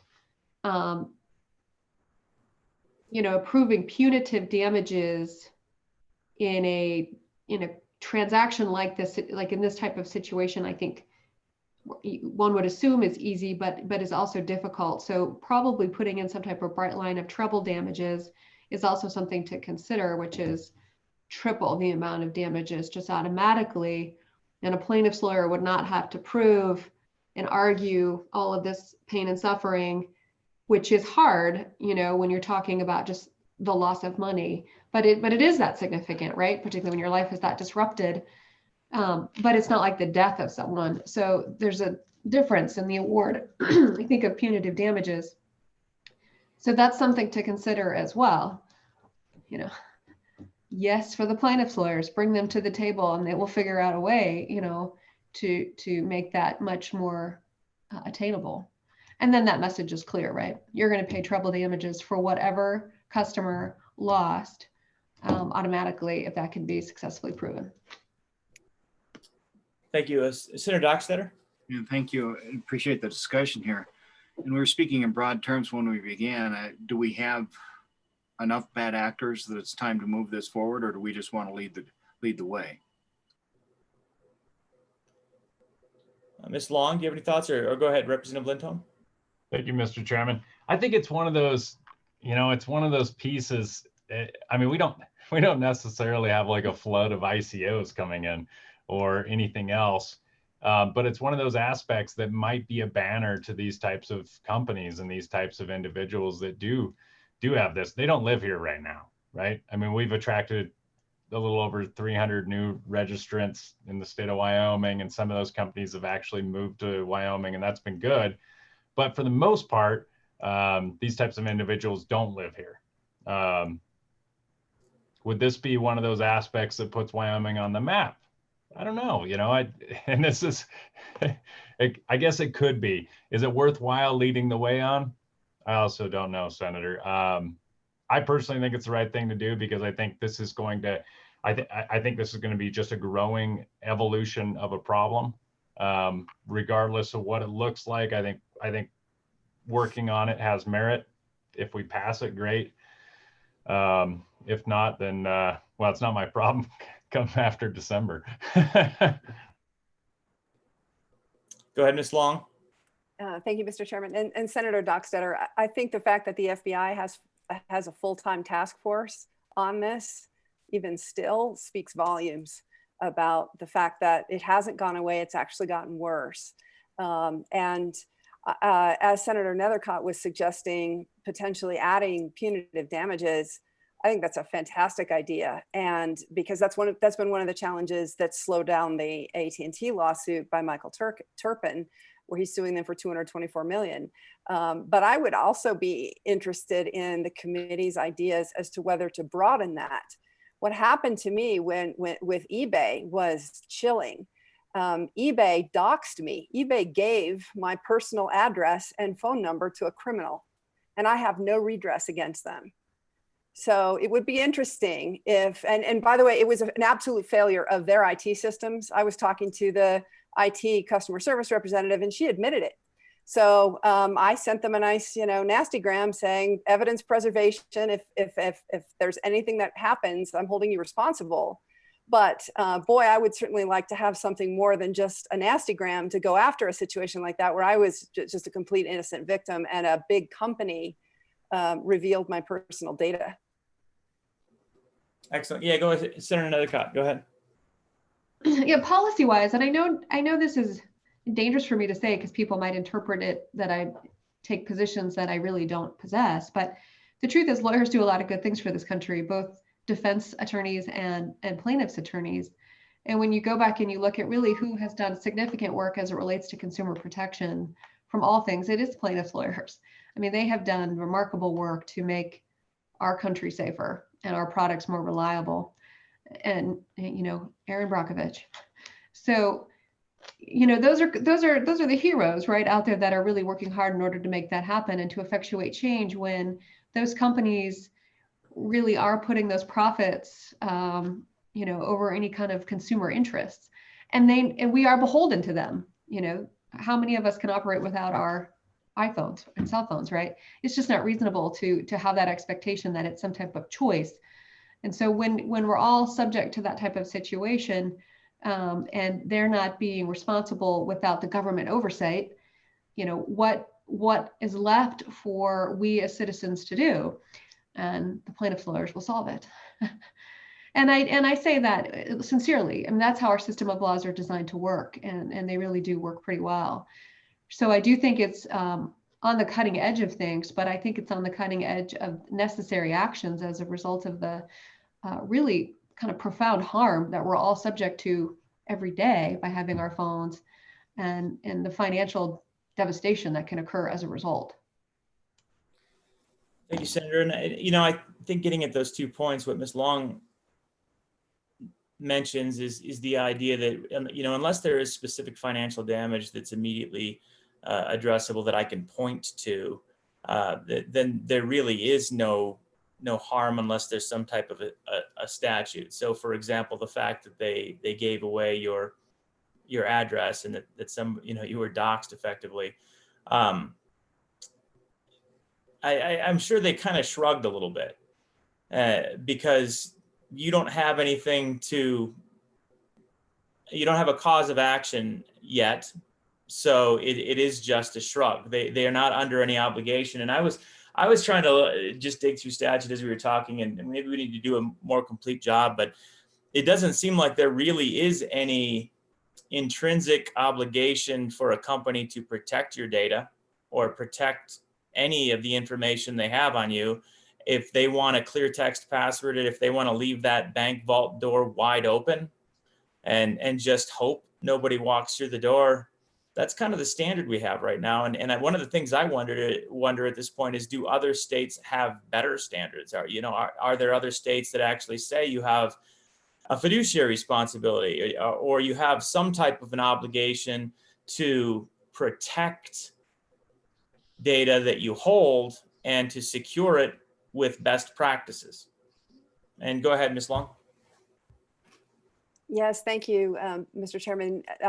That is what GDPR is in Europe, and that is also what the California data protection law is in California. So I realize we're a little bit off topic because the SIM swap is a subset of that. But if we're going to go for some pretty hefty damages, if Wyomingites are doxxed, or if a company allows our SIM card to be ported without our consent, that we're right back in that broader question of how do we protect identity data, and do we own it as individuals, or is it is it truly the case, as you're absolutely 100% right now, that there is no obligation on the part of eBay to protect my data? And so when they willingly gave it away to a criminal, yeah, my only, again, granted it was old, but my only, but somebody could, to Representative Yin's point, you know, you start connecting dots, somebody could probably find my current information using the old. But interestingly, you know, what's the remedy? It's only a civil remedy. And this is a situation where companies have not been forced to use modern security practices. And to Senator Nethercott's point, I guess they haven't had enough successful lawsuits yet, or the cost to upgrade the software or the hardware, as the case may be, to put serious security on it is just less than fighting the lawsuits, which seems to be the case with the cell carriers right now. Yeah, absolutely. I remember a few years ago with an internet service provider that I was using, having to call them and ask for a password reset at one point. It was a kind of a local provider. And they just asked, well, why don't you just guess the password? And because they had it right in front of them. It was clear text in front of the person I was talking to on the phone, access to it.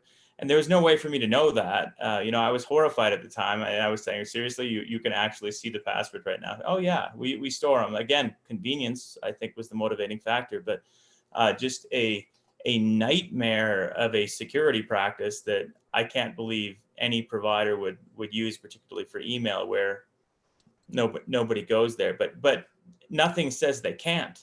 There's certainly nothing, no statute says they can't. And if somebody spoofs me, calls in, and ends up with that password, I don't know what recourse I would end up having. Senator Nethercott, oh, you had your note. Okay, go ahead, Ms. Long. Just to underscore, Representative Yin sent the committee an academic study. And the key findings of that with regard to SIM swaps are that, number one, the mobile carriers use insecure methods for authenticating SIM swaps. Number two, some carriers allow SIM swaps without any authentication. And number three, some carriers disclose personal information without any authentication, including answers to authentication challenges. It's exactly what you're talking about, Senator Rothfuss. Yeah. Well, these are all good questions for Ms. Zerga. No, it's a great discussion. Any more questions for Ms. Zerga? We do have we have more public testimony, and I really appreciate, Ms. Zerga, you joining us and presenting the concerns that you had with this legislation from last year. And I think a lot of us share those concerns as being problematic with the way this bill is drafted. Any other questions or discussion? All right, seeing none, thank you, Ms. Zerga. We may have more questions for you at some point, so please don't go far. With that, Kelly, who's our next participant? Mr. Chairman, we have Lisa McCabe, John Marino, and Melanie Tiano. And all three of them are joining us? Okay. Yes, they're all three from CTIA. Excellent.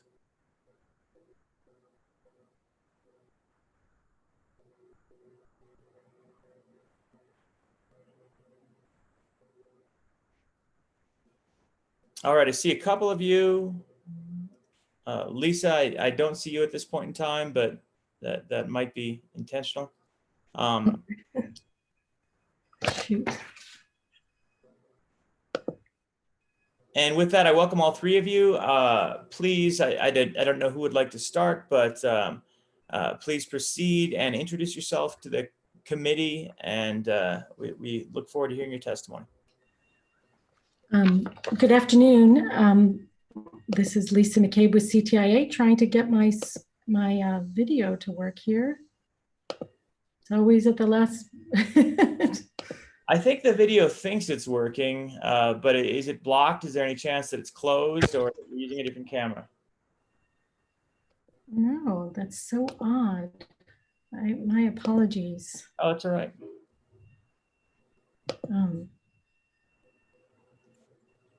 Just trying to see if I can see everyone.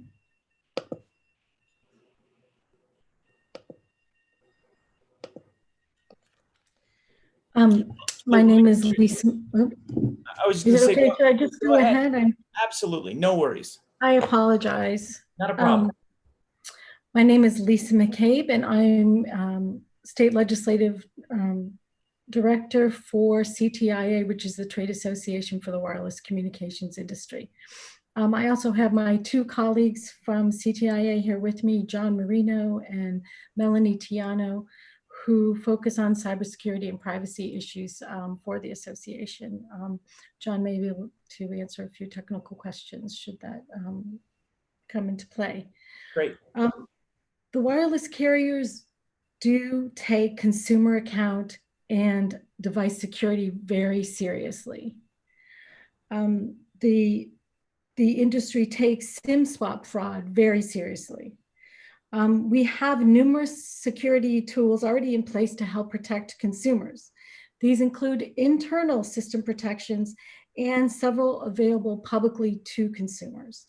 This twofold approach does work to help in protecting consumer data.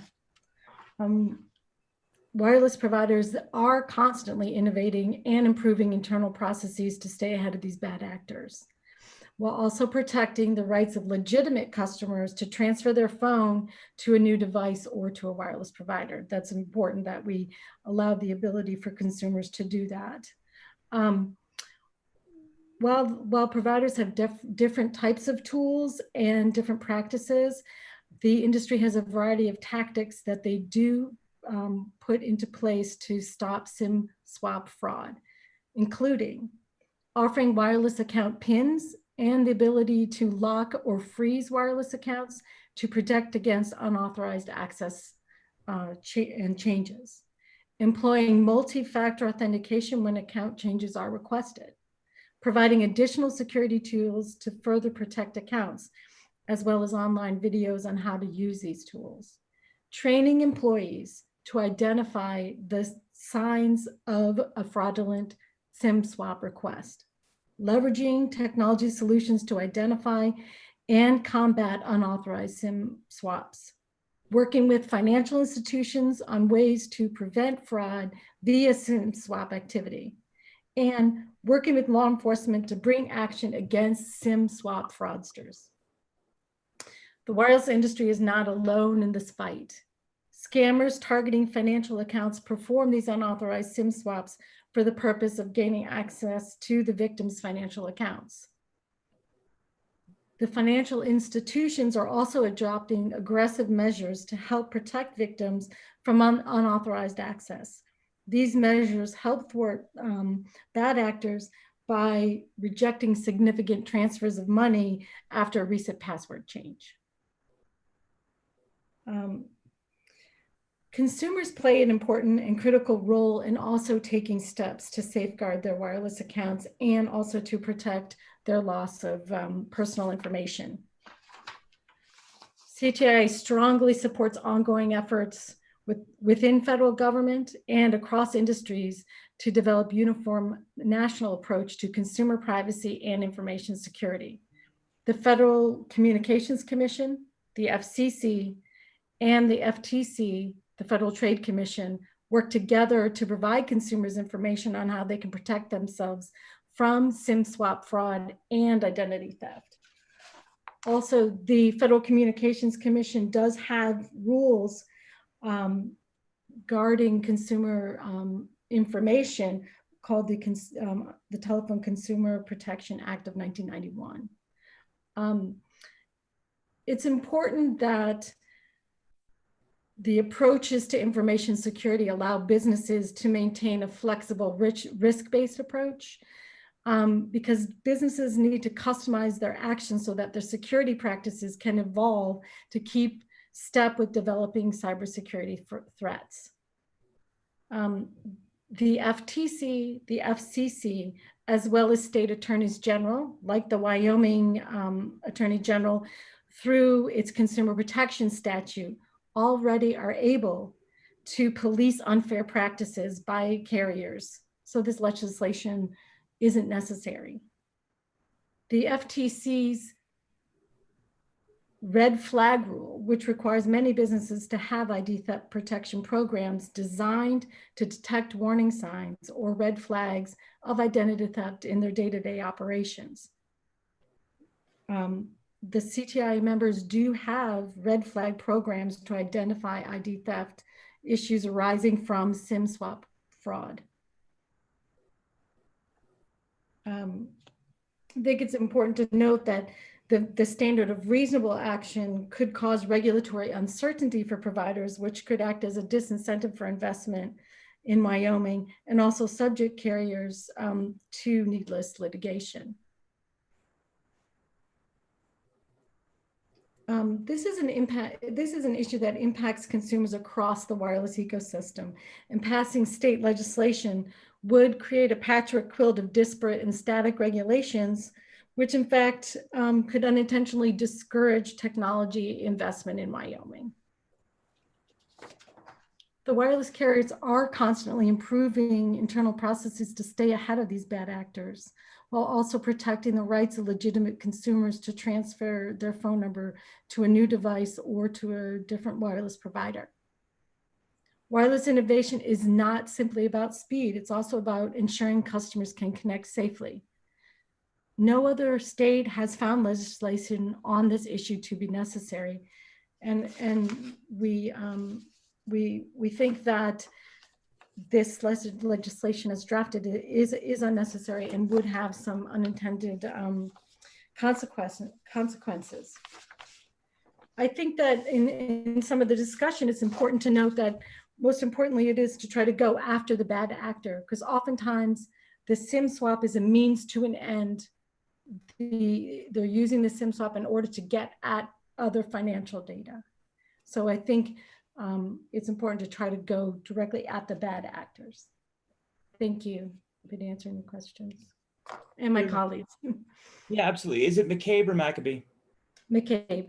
Okay, thank you, Ms. McCabe. Mr. Marino or Marino? Marino. Mr. Marino and Ms. Tiano, would you like to add anything at this time? No, we're just happy to take or answer any questions. Okay, thank you so much. I appreciate all of you being here today. And with that, let's go to committee questions. Representative Linton. Thank you, Mr. Chairman. I don't know what you guys are going to do without me asking all these questions all the time. You're going to have a new point man that asks the dumb questions that they probably already answered twice. My question would be for Ms. McCabe or Ms. Tiano or Mr. Marino. In regards to the bad actor that Ms. McCabe just talked about, what if the bad actor is truly an employee of that organization? What do we do there? What does the law currently say there? And how do you prove that if they're protecting, or if it was just whoopsies on behalf of the, they didn't know they shouldn't give out passwords to random people? I mean, who pays up? Because banks pay up right now. If a bank were to do that, what makes you different considering you're doing mobile payments? Who would like to answer that?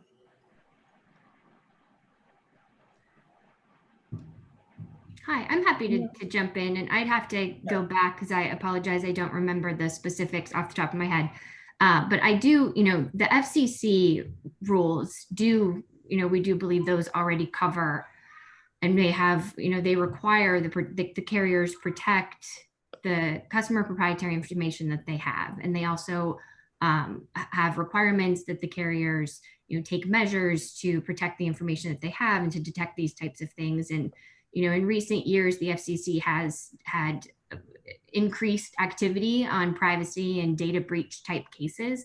And I do believe that there were a few of those that did deal with employees that were involved. And so the FCC has taken action on those. Thank you, Ms. Tiano. Go ahead, Representative Lindo. Thank you, Mr. Chairman. Ms. Tiano, I appreciate that answer. There's nothing more in this world I love more than an answer that says the federal government's got you covered. Don't worry about it. This agency's going to do a great job by your citizens, because I wholeheartedly disagree. And I don't think they've actually covered it. And it's proven in many, many cases that the FCC's current regulations do not provide the type of coverage to protect consumers throughout the United States, let alone Wyoming. And I doubt it's that big of a deal in Wyoming compared to places like Las Vegas, Nevada, or down in California, or places like that. But frankly, I don't much care for places like that. I care about Wyoming and what we're going to do here knowing that those FCC regulations are not up to, they're not up to par. We've only gotten a few hits when there was a bad actor that was part of the company. So maybe it's not this bill, Ms. Tiano. Maybe it's not, and I can agree with that. It needs some work. But to point at the federal government, they've clearly not done their job. Or at least it's not a very high success rate, like maybe 2%. And as Ms. Long said earlier, the FBI is even involved at this point, which is another alphabet soup agency, which makes you wonder who's really going after this. Thank you, Representative Lindholm. Members, any questions for our panel here, or would any member like to respond to Representative Lindholm's discussion?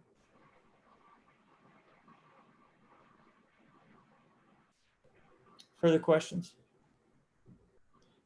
Okay, I have a couple of questions that I'm curious about. The first is really getting to kind of the discussion we had a few minutes ago with, and I think you were here listening to it, the bank vault concept of obligations. You know, we hold financial institutions, as Representative Lindholm mentioned, to pretty high standards on security. Not just the bad actor, right? We don't just go after the bank robbers. We believe that financial institutions should administer their finances and adhere to security standards and be responsible to a large degree for negligence and for losses. So Representative Lindholm asked this question a few minutes ago, and I'll ask it of you. Why should your industry be treated differently than the financial sector, to the extent that now a lot of the information that you hold is similar? It's financial information. It has incredible value. It oftentimes is backed by millions of dollars.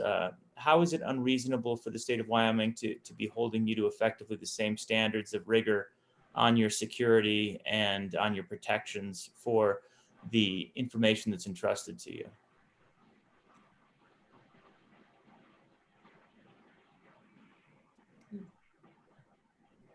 Who would like to answer that? Ms. Tiano? Happy to jump in, and then John, I will turn it over to you because I don't think that my answer is going to be appreciated. I do not think that we are certainly not suggesting that the carrier should not be held to significant standards to protect the data and the security of the information of their customers. We agree with that 100%. Our view is that, you know, this is not something that is best handled state by state. You know, these types of issues impact their customers across the country. And right now, you know, there are federal requirements, and, you know, whether or not we can agree to disagree on the strength of those or the breadth of those, but, you know, we do feel that that is the best approach, you know, in these sort of state by states. And I know there was a lot of discussion earlier about private rights of action on these types of issues. And I think, you know, especially when you're dealing with these types of issues where, you know, I heard the discussion about wanting more specific description of the types of protections beyond reasonable, but that gets complicated because, as you all recognize, you know, the criminals adapt and they come up with new ways to get around things. And so to have specific prescriptive requirements is challenging. And so you need to go more with a flexible risk-based type approach so that the carriers can be flexible and adjust as the criminals adjust. And then if you have, you know, 50 different state requirements, it gets complicated. And then if you toss in a private right of action, where then you have different interpretations of what those requirements actually mean, it just becomes very difficult for companies to adhere to. And I want to apologize for the chatter that you can hear in the background. No problem. We are in an age where there is plenty of chatter around. I'm surprised nobody can hear my kids making noise and banging on walls right now. So, Mr. Chairman, I got to jump in and tell you guys this. Go ahead, Tyler. It was horrible. The last corporations, in case you want to check it out, the last corporations committee meeting that happened June 10th and 11th, there was a time that my 5-year-old kicked open this door right here, butt naked. Oh He no. just kicked it open. He just stood there staring at me like a monkey. I just like looking at my screen like, oh God. So Oh I'm no. trying to Oh whisper no, this because is on the permanent record. yeah, I was trying to be, Representative, it was a wreck. Anyway, sorry. Go That's ahead, off the record. appreciate it. Representative Greer. Thank you, Mr. Chairman. You know, I'm sort of reminded of some work I did in DC about 4 years ago, and it had to deal with labeling on non-GMO foods.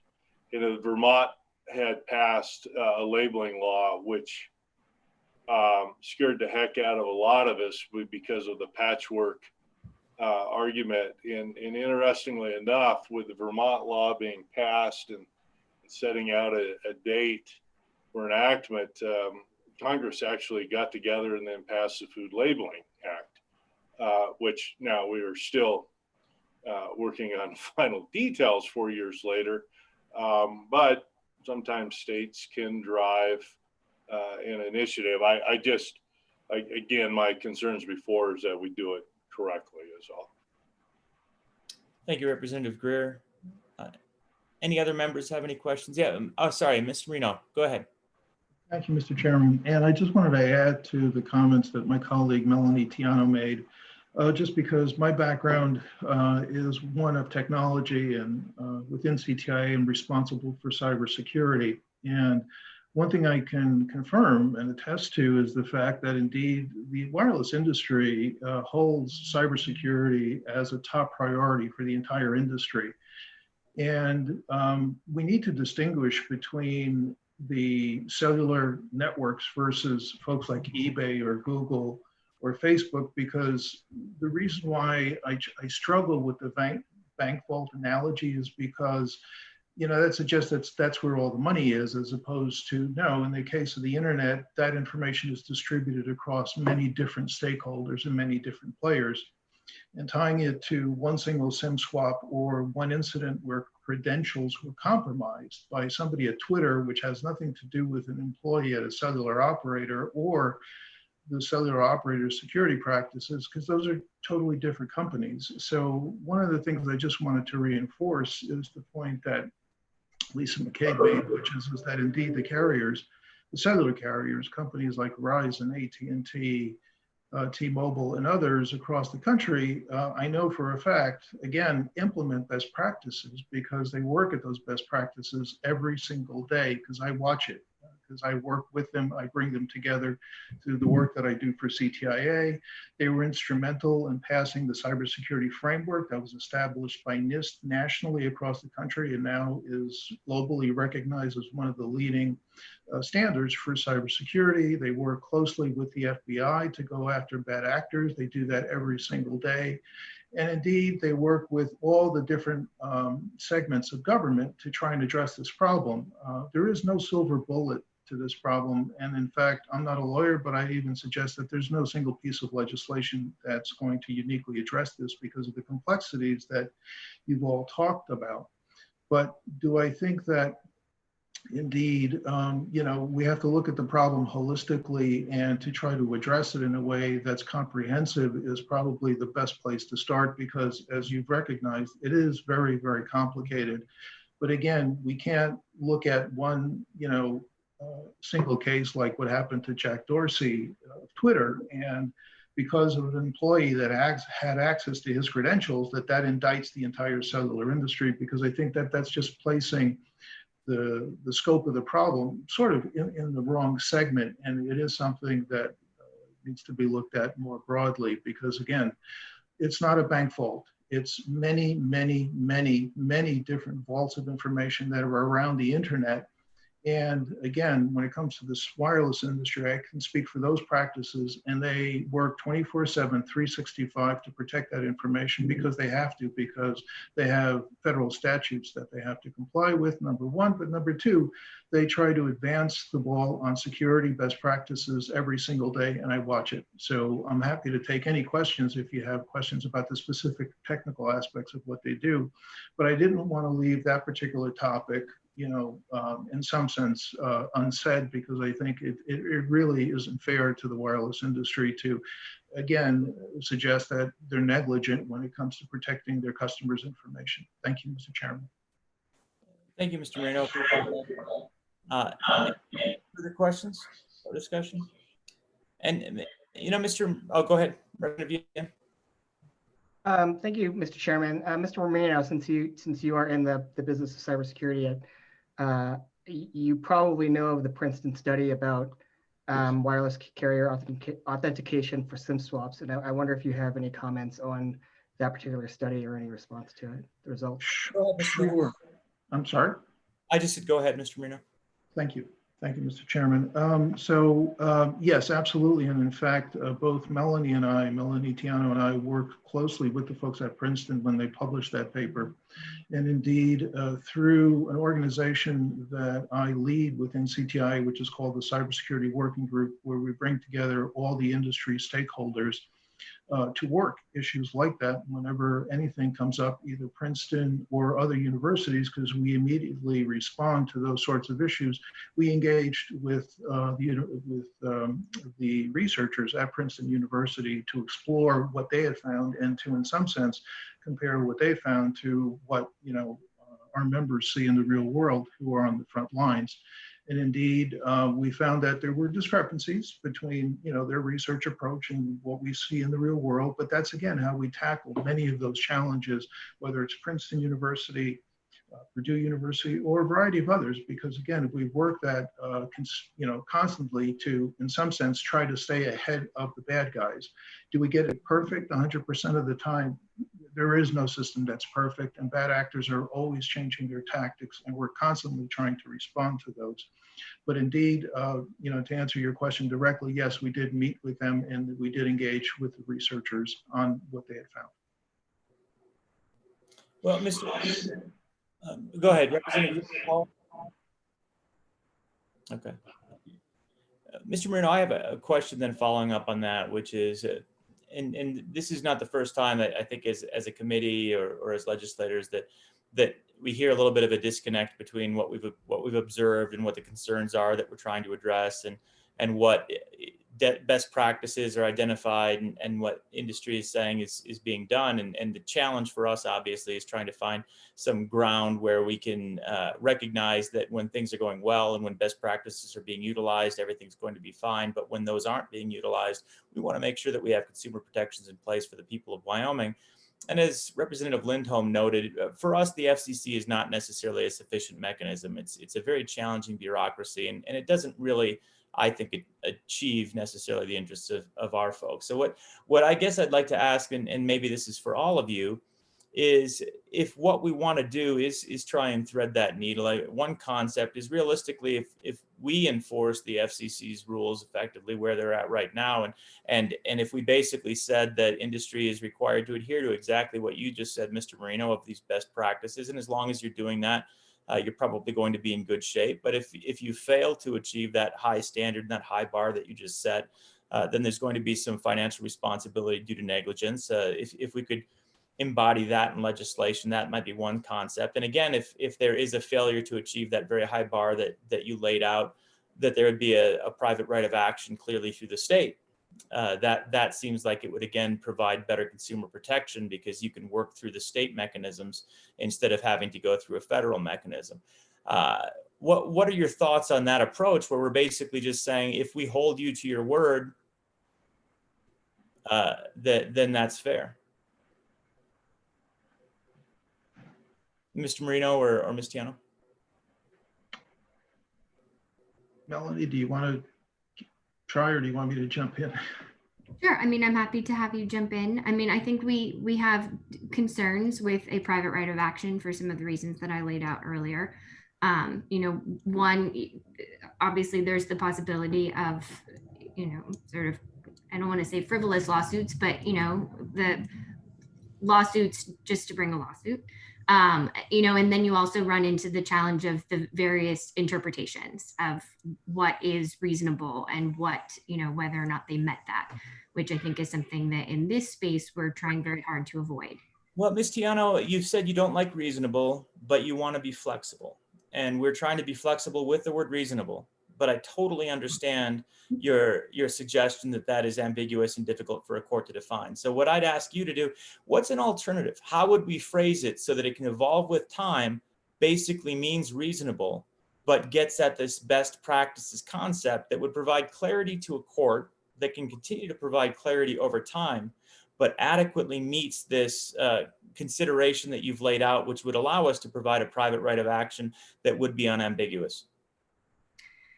So I think John mentioned, the NIST cybersecurity framework is an approach that the industry has adopted, and that allows for them to be flexible and to take these things into consideration. The FTC, Lisa mentioned during her testimony, they have their red flags rule, which requires financial institutions and creditors to have these, identity theft protection programs. And those programs need to be reviewed, if not annually, as things come up and, as incidents happen, to make sure that they're staying in line with it. I think we just have concerns with 50 different interpretations, and it just makes it challenging for companies to. Yeah. No, we definitely understand that. And that's something that we are sensitive to, is the idea that if you do have 50 to deal with, it's very challenging. But if, as you pointed out, or no, I guess it was Ms. McCabe that pointed out, there are currently 0 states that have legislation, then it would just be you with 1. So that would be handy. And it seems workable. So maybe this is an opportunity for us to work with you to put together some quality legislation that can be used as a model for other states, where we can have some accountability in place at the state level, but doing it in a way that reflects that evolving need, and looking at NIST, for example, for guidance. I sort of appreciate that opportunity. Mr. Marino, though, on the point of NIST best practices and what industry is looking at, we get back to Ms. Long's discussion from earlier on just having clear text passwords stored, and the ability of somebody at a storefront for one of our major providers. I mean, this isn't a small business or a mom and pop shop that might not be able to afford best practices in security, but I assume they're cutting edge. And you still have an hourly worker that has, the keys to the vault, so to speak, for any individual that's a subscriber, based on our understanding. Is that consistent with NIST's guidance on how to maintain security, is allowing clear text passwords to be viewed by folks in the retail shops? So thank you, Mr. Chairman. In response to that, again, I'm confident in the statement that our sector looks at industry best practices, and those best practices are to hash the passwords when they're stored. And indeed, you'll find that in the references that are contained within the NIST cybersecurity framework. It's something that the industry supports categorically across our membership.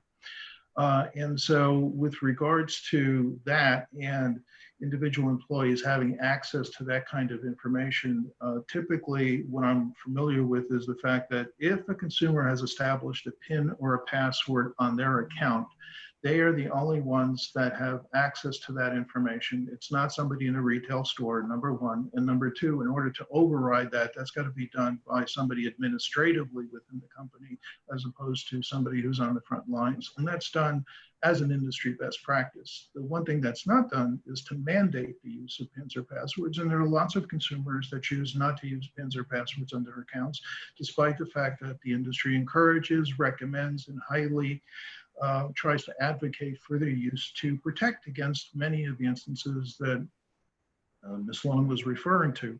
But at the end of the day, if somebody hands over the keys to their home, it's really tough to kind of do something about that after the fact. And that's what we've seen in many cases, is where credentials that consumers are using are passed around in emails, or they're used by their colleague at work on their behalf, so on and so forth. There are lots of examples of those. And of course, there's social engineering, not putting aside somebody who can administratively actually access the information and is somebody who, in some sense has been bribed which is a different context of the kinds of threats that we've seen. But the one thing we should bear in mind, I think, is the fact that, you know, there are millions upon millions of legitimate SIM swaps that happen every single day in the United States, and they're perfectly legitimate, they're secure, they respond to the consumer's needs to have the flexibility to go from carrier to carrier or from phone to phone. And there are the isolated cases like what we've seen in the Princeton paper. And when we see those, we try to tackle those as quickly as we possibly can. We bring the entire industry together and we use industry best practices. And so to me, it's a foreign concept to suggest that, you know, passwords and PINs are maintained in clear text and they're not hashed, because that's not the best practice that the industry follows. Might there be one or two isolated cases out there for, you know, carriers that for whatever reason haven't implemented those best practices? That could exist, but in general, the industry best practice is to ensure that we're using those protections every single day. Thank you. Thank you so much. I appreciate that explanation. And I mean, that leads to the possibility of language that would be something along the lines of failure to adhere to industry best practices and standards as defined by nationally recognized certifying entities. It basically referencing NIST, things along those lines shall result in a private right of action, something along those lines. Then means if you're doing the right thing, you're in the clear. If you store your passwords clear text, we're not going to forgive you for that, and I don't think anyone should be forgiven for that. Ms. Long. Thank you, Mr. Chairman. Yes, I, coming from the cryptocurrency industry, I have to say the facts bear the opposite of the testimony we just heard. There are literally hundreds of people who have fallen victim to this in the last couple of years, and it's just not the case that the carriers have put any reasonable security. I have had unbelievably frustrating conversations multiple times trying to get on the heightened security list that Mr. Turpin was on when he was SIM swapped and lost his $25 million. And I still can't get my carrier, one of the major carriers, to verify that I'm on that list. But they've been warned, and we've got honey traps set. So again, frankly, the people in this industry, of whom there are many in Wyoming, have been unbelievable targets, and private rights of action have not succeeded in getting the carriers to solve the problem. Thanks. Thank you, Ms. Long. Any response to those concerns? And again, this is again something that we frequently see, which is the best practices don't necessarily get realized as desired. So thoughts, Mr. Marino or Ms. Tiano? I just have to respectfully disagree. But again, I think indeed, you know, we continue to support cybersecurity as a top industry priority. And I think a lot of the work that the industry has done through all of the cybersecurity standards that exist, the NIST cybersecurity framework, I think the record speaks for itself. I'm happy to share that information at any point if that's helpful. Thank you. Understood. Any additional questions for Mr. Marino, Ms. Tiano, or Ms. McCabe? Seeing none, thank you all so much for joining us. And again, please make sure that we have all of your contact information. I think we probably do, to email with you, because if we do move forward on legislation, I'd like to make sure that you have an opportunity to weigh in on that, and we'll see what direction the committee wants to go afterwards. But we appreciate you virtually being here and look forward to working with you in the future. Thank you all. Kelly, do we have, I think we have, well, I don't see one more participant. I thought we had one more participant. Kelly, is there anyone else for public testimony? Mr. Chairman, no, that is all. Okay, excellent.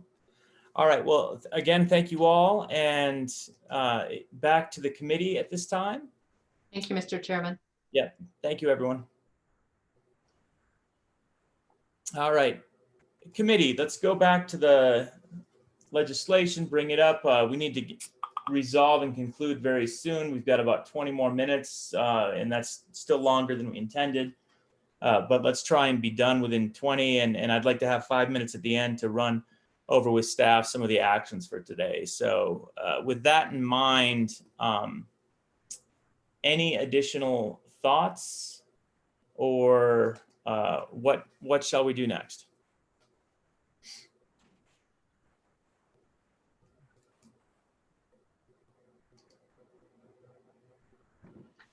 Go ahead, Representative Lindholm.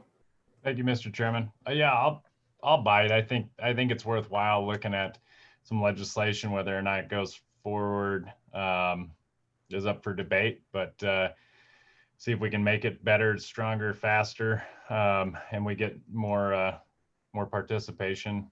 You know, those guys, telecom will show back up, so that'll be great to have them involved. So that'd be my motion. It would be to move the draft piece of legislation from last year that we are currently looking at. All right, we've got a motion on the legislation. Is there a second? Ms. Long seconded it. All right, so let's take a look at this legislation. We understand, I think, that there are some flaws with it, and we've had some discussion about possible directions.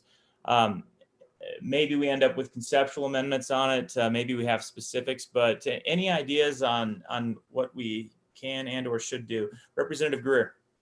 Yeah, Mr. Chairman. So I mean, I think you guys know what's coming with this. I want to get this crafted in a way that if the provider has done something less than best practices, that's a term that's been thrown out. It's a good term. That they're responsible. Okay. And so that means if it's a third party at the airport, as Representative Lindholm had mentioned, that they're not responsible. I don't think that's fair or that's right. And then also that we try to look at some ascertainable standard rather than reasonable steps, which I know is problematic in this world. But I think as we move forward, those would be two components that need to be put in at least as staff comments with suggestions moving forward. Mm-hmm. Thank you, Representative Greer. Senator Cobb. Thanks, Mr. Co-Chairman. I don't know if you need a second on that. If so, I second it. I also think that we take it out of Title 40, and it needs to go maybe to Title 1. So I'd ask LSO to think about that and give us some guidance about where it's properly placed. But Representative Lindholm, I'm sorry for interrupting, Senator. Go. No, that's it. That's it. Okay, thank you, Senator. Representative Lindholm, that was a motion on the bill draft. Let's. What do you think about withdrawing that motion so that we have a chance to look at it again at a future meeting and get it right? Mr. Chairman, I think what the way I understood Representative Greer's comments was that was to be considered as an amendment, one that I would support. Yeah, but don't you think we should take a look at it? I mean, we certainly can do it fully conceptual, but I'd be worried about us passing the bill out of the committee today with that much concept. Well, no, we can't pass it out of committee today. I'm just moving it forward to the next committee. All right. So not a motion on the bill, but we're picking it up basically and working it and trying to move it forward to the next meeting. All right. I didn't understand the motion then. That's a motion I'm happier with. So, all right. So the concept then, Representative Greer and Senator Nethercott have a couple of ideas here, and I think they're both good ideas. One is let's look for an industry best practices standard. We heard about NIST. I don't know that we want to specifically refer to NIST, but we want to get to industry best practices. And then we've used elsewhere in statute things along the lines of as defined by nationally recognized standards or best practices, so that you have to be able to point to something. So maybe language along those lines would work to get at Representative Greer's discussion. And then for Senator Nethercott's placing it elsewhere, I agree, and maybe it is one, but let's explore that and try and discuss a little bit. All right, those are good points. Anything else that we should be doing with this draft before we look at it again? Ms. Long. Thank you, Mr. Chairman. Just a question for LSO to research. Does such a nationally recognized standard exist? I'm almost positive in this circumstance it doesn't. Otherwise, it would have come out in all the litigation and the cell phone carriers would be pointing to it and saying that they all adhere to it. I think we may have that challenge here, Mr. Chairman. Thanks, Ms. Long. I don't think it's specific to SIM cards. I think it's more on protection of appropriate standards for protection of information, which I believe is the NIST standard that Mr. Marino was referring to. And we can get that reference, for example, from him, and you know, as something to look to. Go ahead, Ms. Long. Thank you, Mr. Chairman. I think we are talking about two different things. I'd be in favor. I took a look at the identity protection statute that Senator Nethercott was referencing earlier. And literally the fines are so small that they're not material in this circumstance. So I'd be in favor of, as a potentially a separate bill, putting in some reference to adherence to basic standards in that identity theft section, and that would cover everybody who has personally identifiable information. But specifically to SIM swaps, there is actually a difference. It's not just personally identifiable information. It's actually it's the software that runs the hardware. It's very specific to cell phones. So I do believe there does need to be, if there is no such standard, and I'm not aware whether NIST has a standard specific to SIM cards or not. But if there is no such standard, I think that there is a higher level here, because only the cell phone carriers have been granted the licenses to enable the SIM swaps to work over the airwaves in this country. They have been given special privileges, and they have dropped the ball on securing the individual citizens' access to those networks. So if we don't have any best practice that specifically applies to SIM card, we may have a challenge. It's a question for LSOTA research. Sure, and we'll look into that, Ms. Long, but I think the key concept there is page 3, line 8, where it says reasonable actions to prevent SIM card swapping, or a telecommunication company shall take reasonable actions to prevent SIM card swapping. I think that's where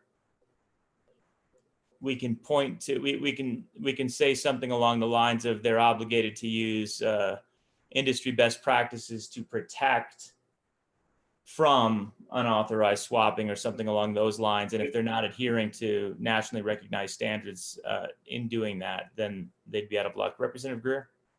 Yeah, so Mr. Chairman, and we can leave this again to LSO for drafting, but we could define what reasonable steps are.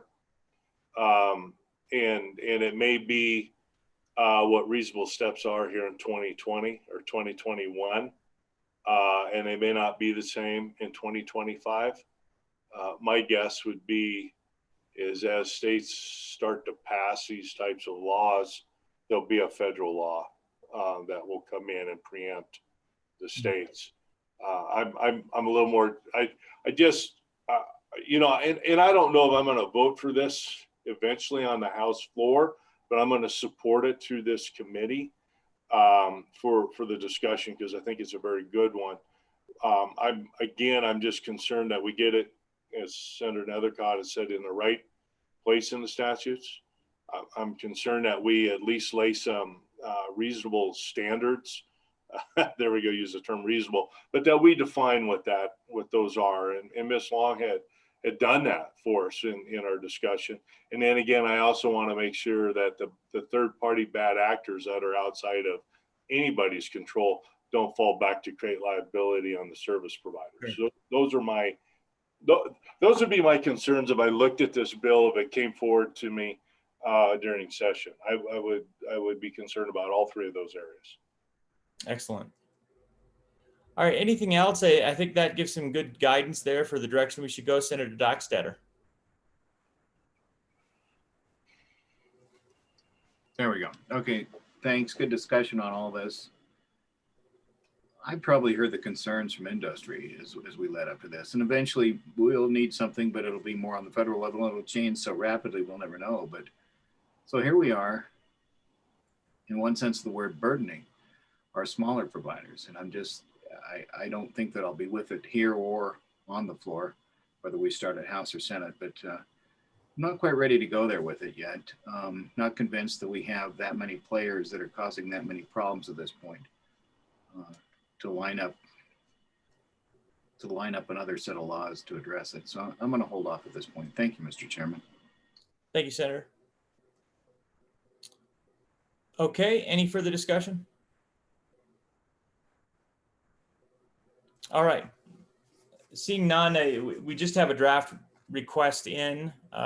Did we have was that a motion for the draft redraft? Is that what we've got? So we do have a motion on the floor. I don't even know if we've got a quorum to vote here, but we may not. Let's see, who do we have?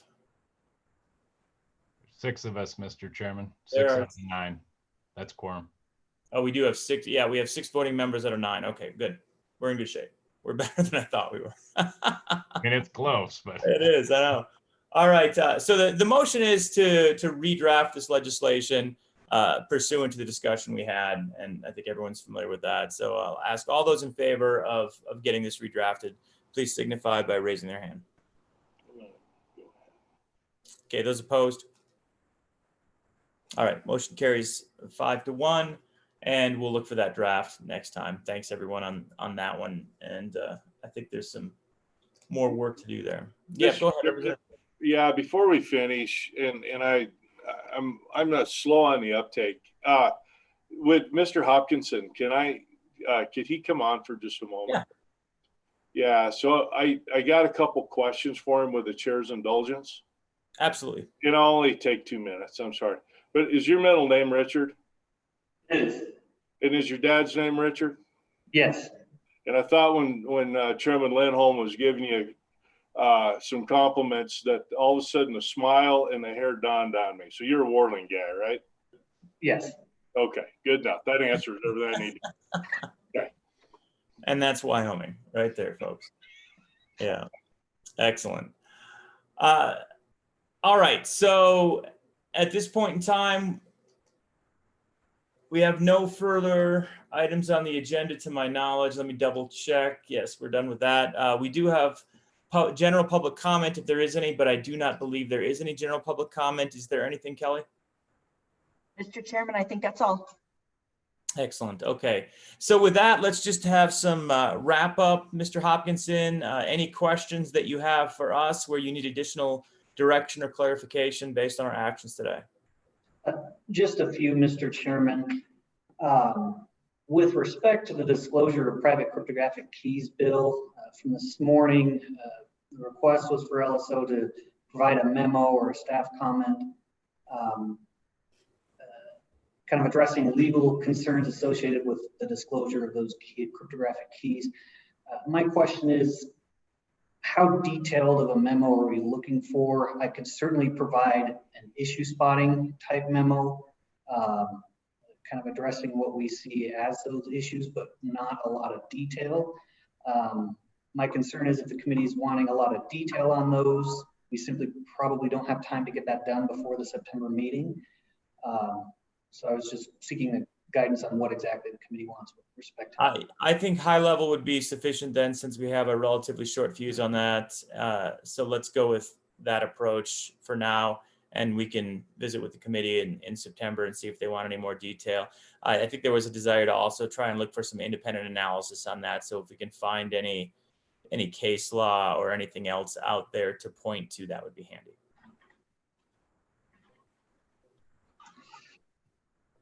Thank you, Mr. Chairman. So with respect to the work that's been done today, we've got that commercial filing system bill moving forward to the next meeting, disclosure of private cryptographic keys bill moving forward to the next meeting. There was a request to draft a bill to amend the interstate crowdfunding exemptions. I don't have any questions about that one. Request to draft a bill to provide for public corporations in Wyoming. The guidance on that, I would, I guess, ask the committee. My understanding is the focus would primarily be on what Delaware did and kind of applying that, maybe taking some things, if they're better for Wyoming, from Colorado and I believe it was Minnesota was the other one. But primarily it would just be Delaware. Is my understanding correct on that? Or Yes, and we'll check in with Mr. Kaufman as well to see if there are any features of those other states that he deems to be superior to the standard approach. Thank you, Mr. Chairman. There was a request to draft a bill to allow networks to pick up costs associated with sales tax. I'll follow up with Director Noble, but as we look at that, there may be no bill needed. Is my Correct. We'll take a close look at that. If there's legislation needed, we'll get that drafted. And then finally, as far as drafts go, we'll take a look at applying those recommendations from the discussion we just had on the SIM card swapping bill and have that ready for the next meeting. Excellent. And if that ends up being too much drafting work based on what else there is, and we need to kick something to October, we'll have that discussion, and we might need to have some of those moved to October. So we'll work on that, David, based on, do a preliminary assessment on the timeline there, and we'll sort it out. Yes, Mr. Chairman. That's all I have. All right. Excellent. Thank you very much, Mr. Hopkinson. Kelly or Mary Beth, any other thoughts? Anything that you need to weigh in on, Kelly? No, Mr. Chairman. All right. Any final thoughts, committee? Go ahead, Representative Lindholm. Thank you, Mr. Chairman. Just out of curiosity, Ms. Shep, I know, is looking at different pastures. Is this your last committee meeting, Ms. Shep? Mr. Chairman, Representative Lindholm, this will be my last blockchain committee meeting. It will. Well, thank you so much. We appreciate all of your help. You have been a wonderful addition to our select committee now and our task force over the years, as well as just working with you in the legislature for not 10 years, but what was it, 8 years? Well, I've been here almost 13. 13 years. Okay. Yep. Oh. Very good. Well, thank you so much for your service, and it's been a pleasure working with you. Thank you, Mr. Chairman. Mr. Chairman helped us on minerals from our first year, if I recall correctly. And the pastures aren't greener, so I don't know what. Unless the money's there. Pastures. Really appreciate you, Kelly. Thank you. Yep. Thank you, Kelly. Thank you, committee. All right. Well, that's it, folks. Thank you so much. I look forward to seeing you next time. Take care and enjoy your week. Bye-bye, everyone. See you in a day. Yeah, exactly. Yep. See you the day after tomorrow.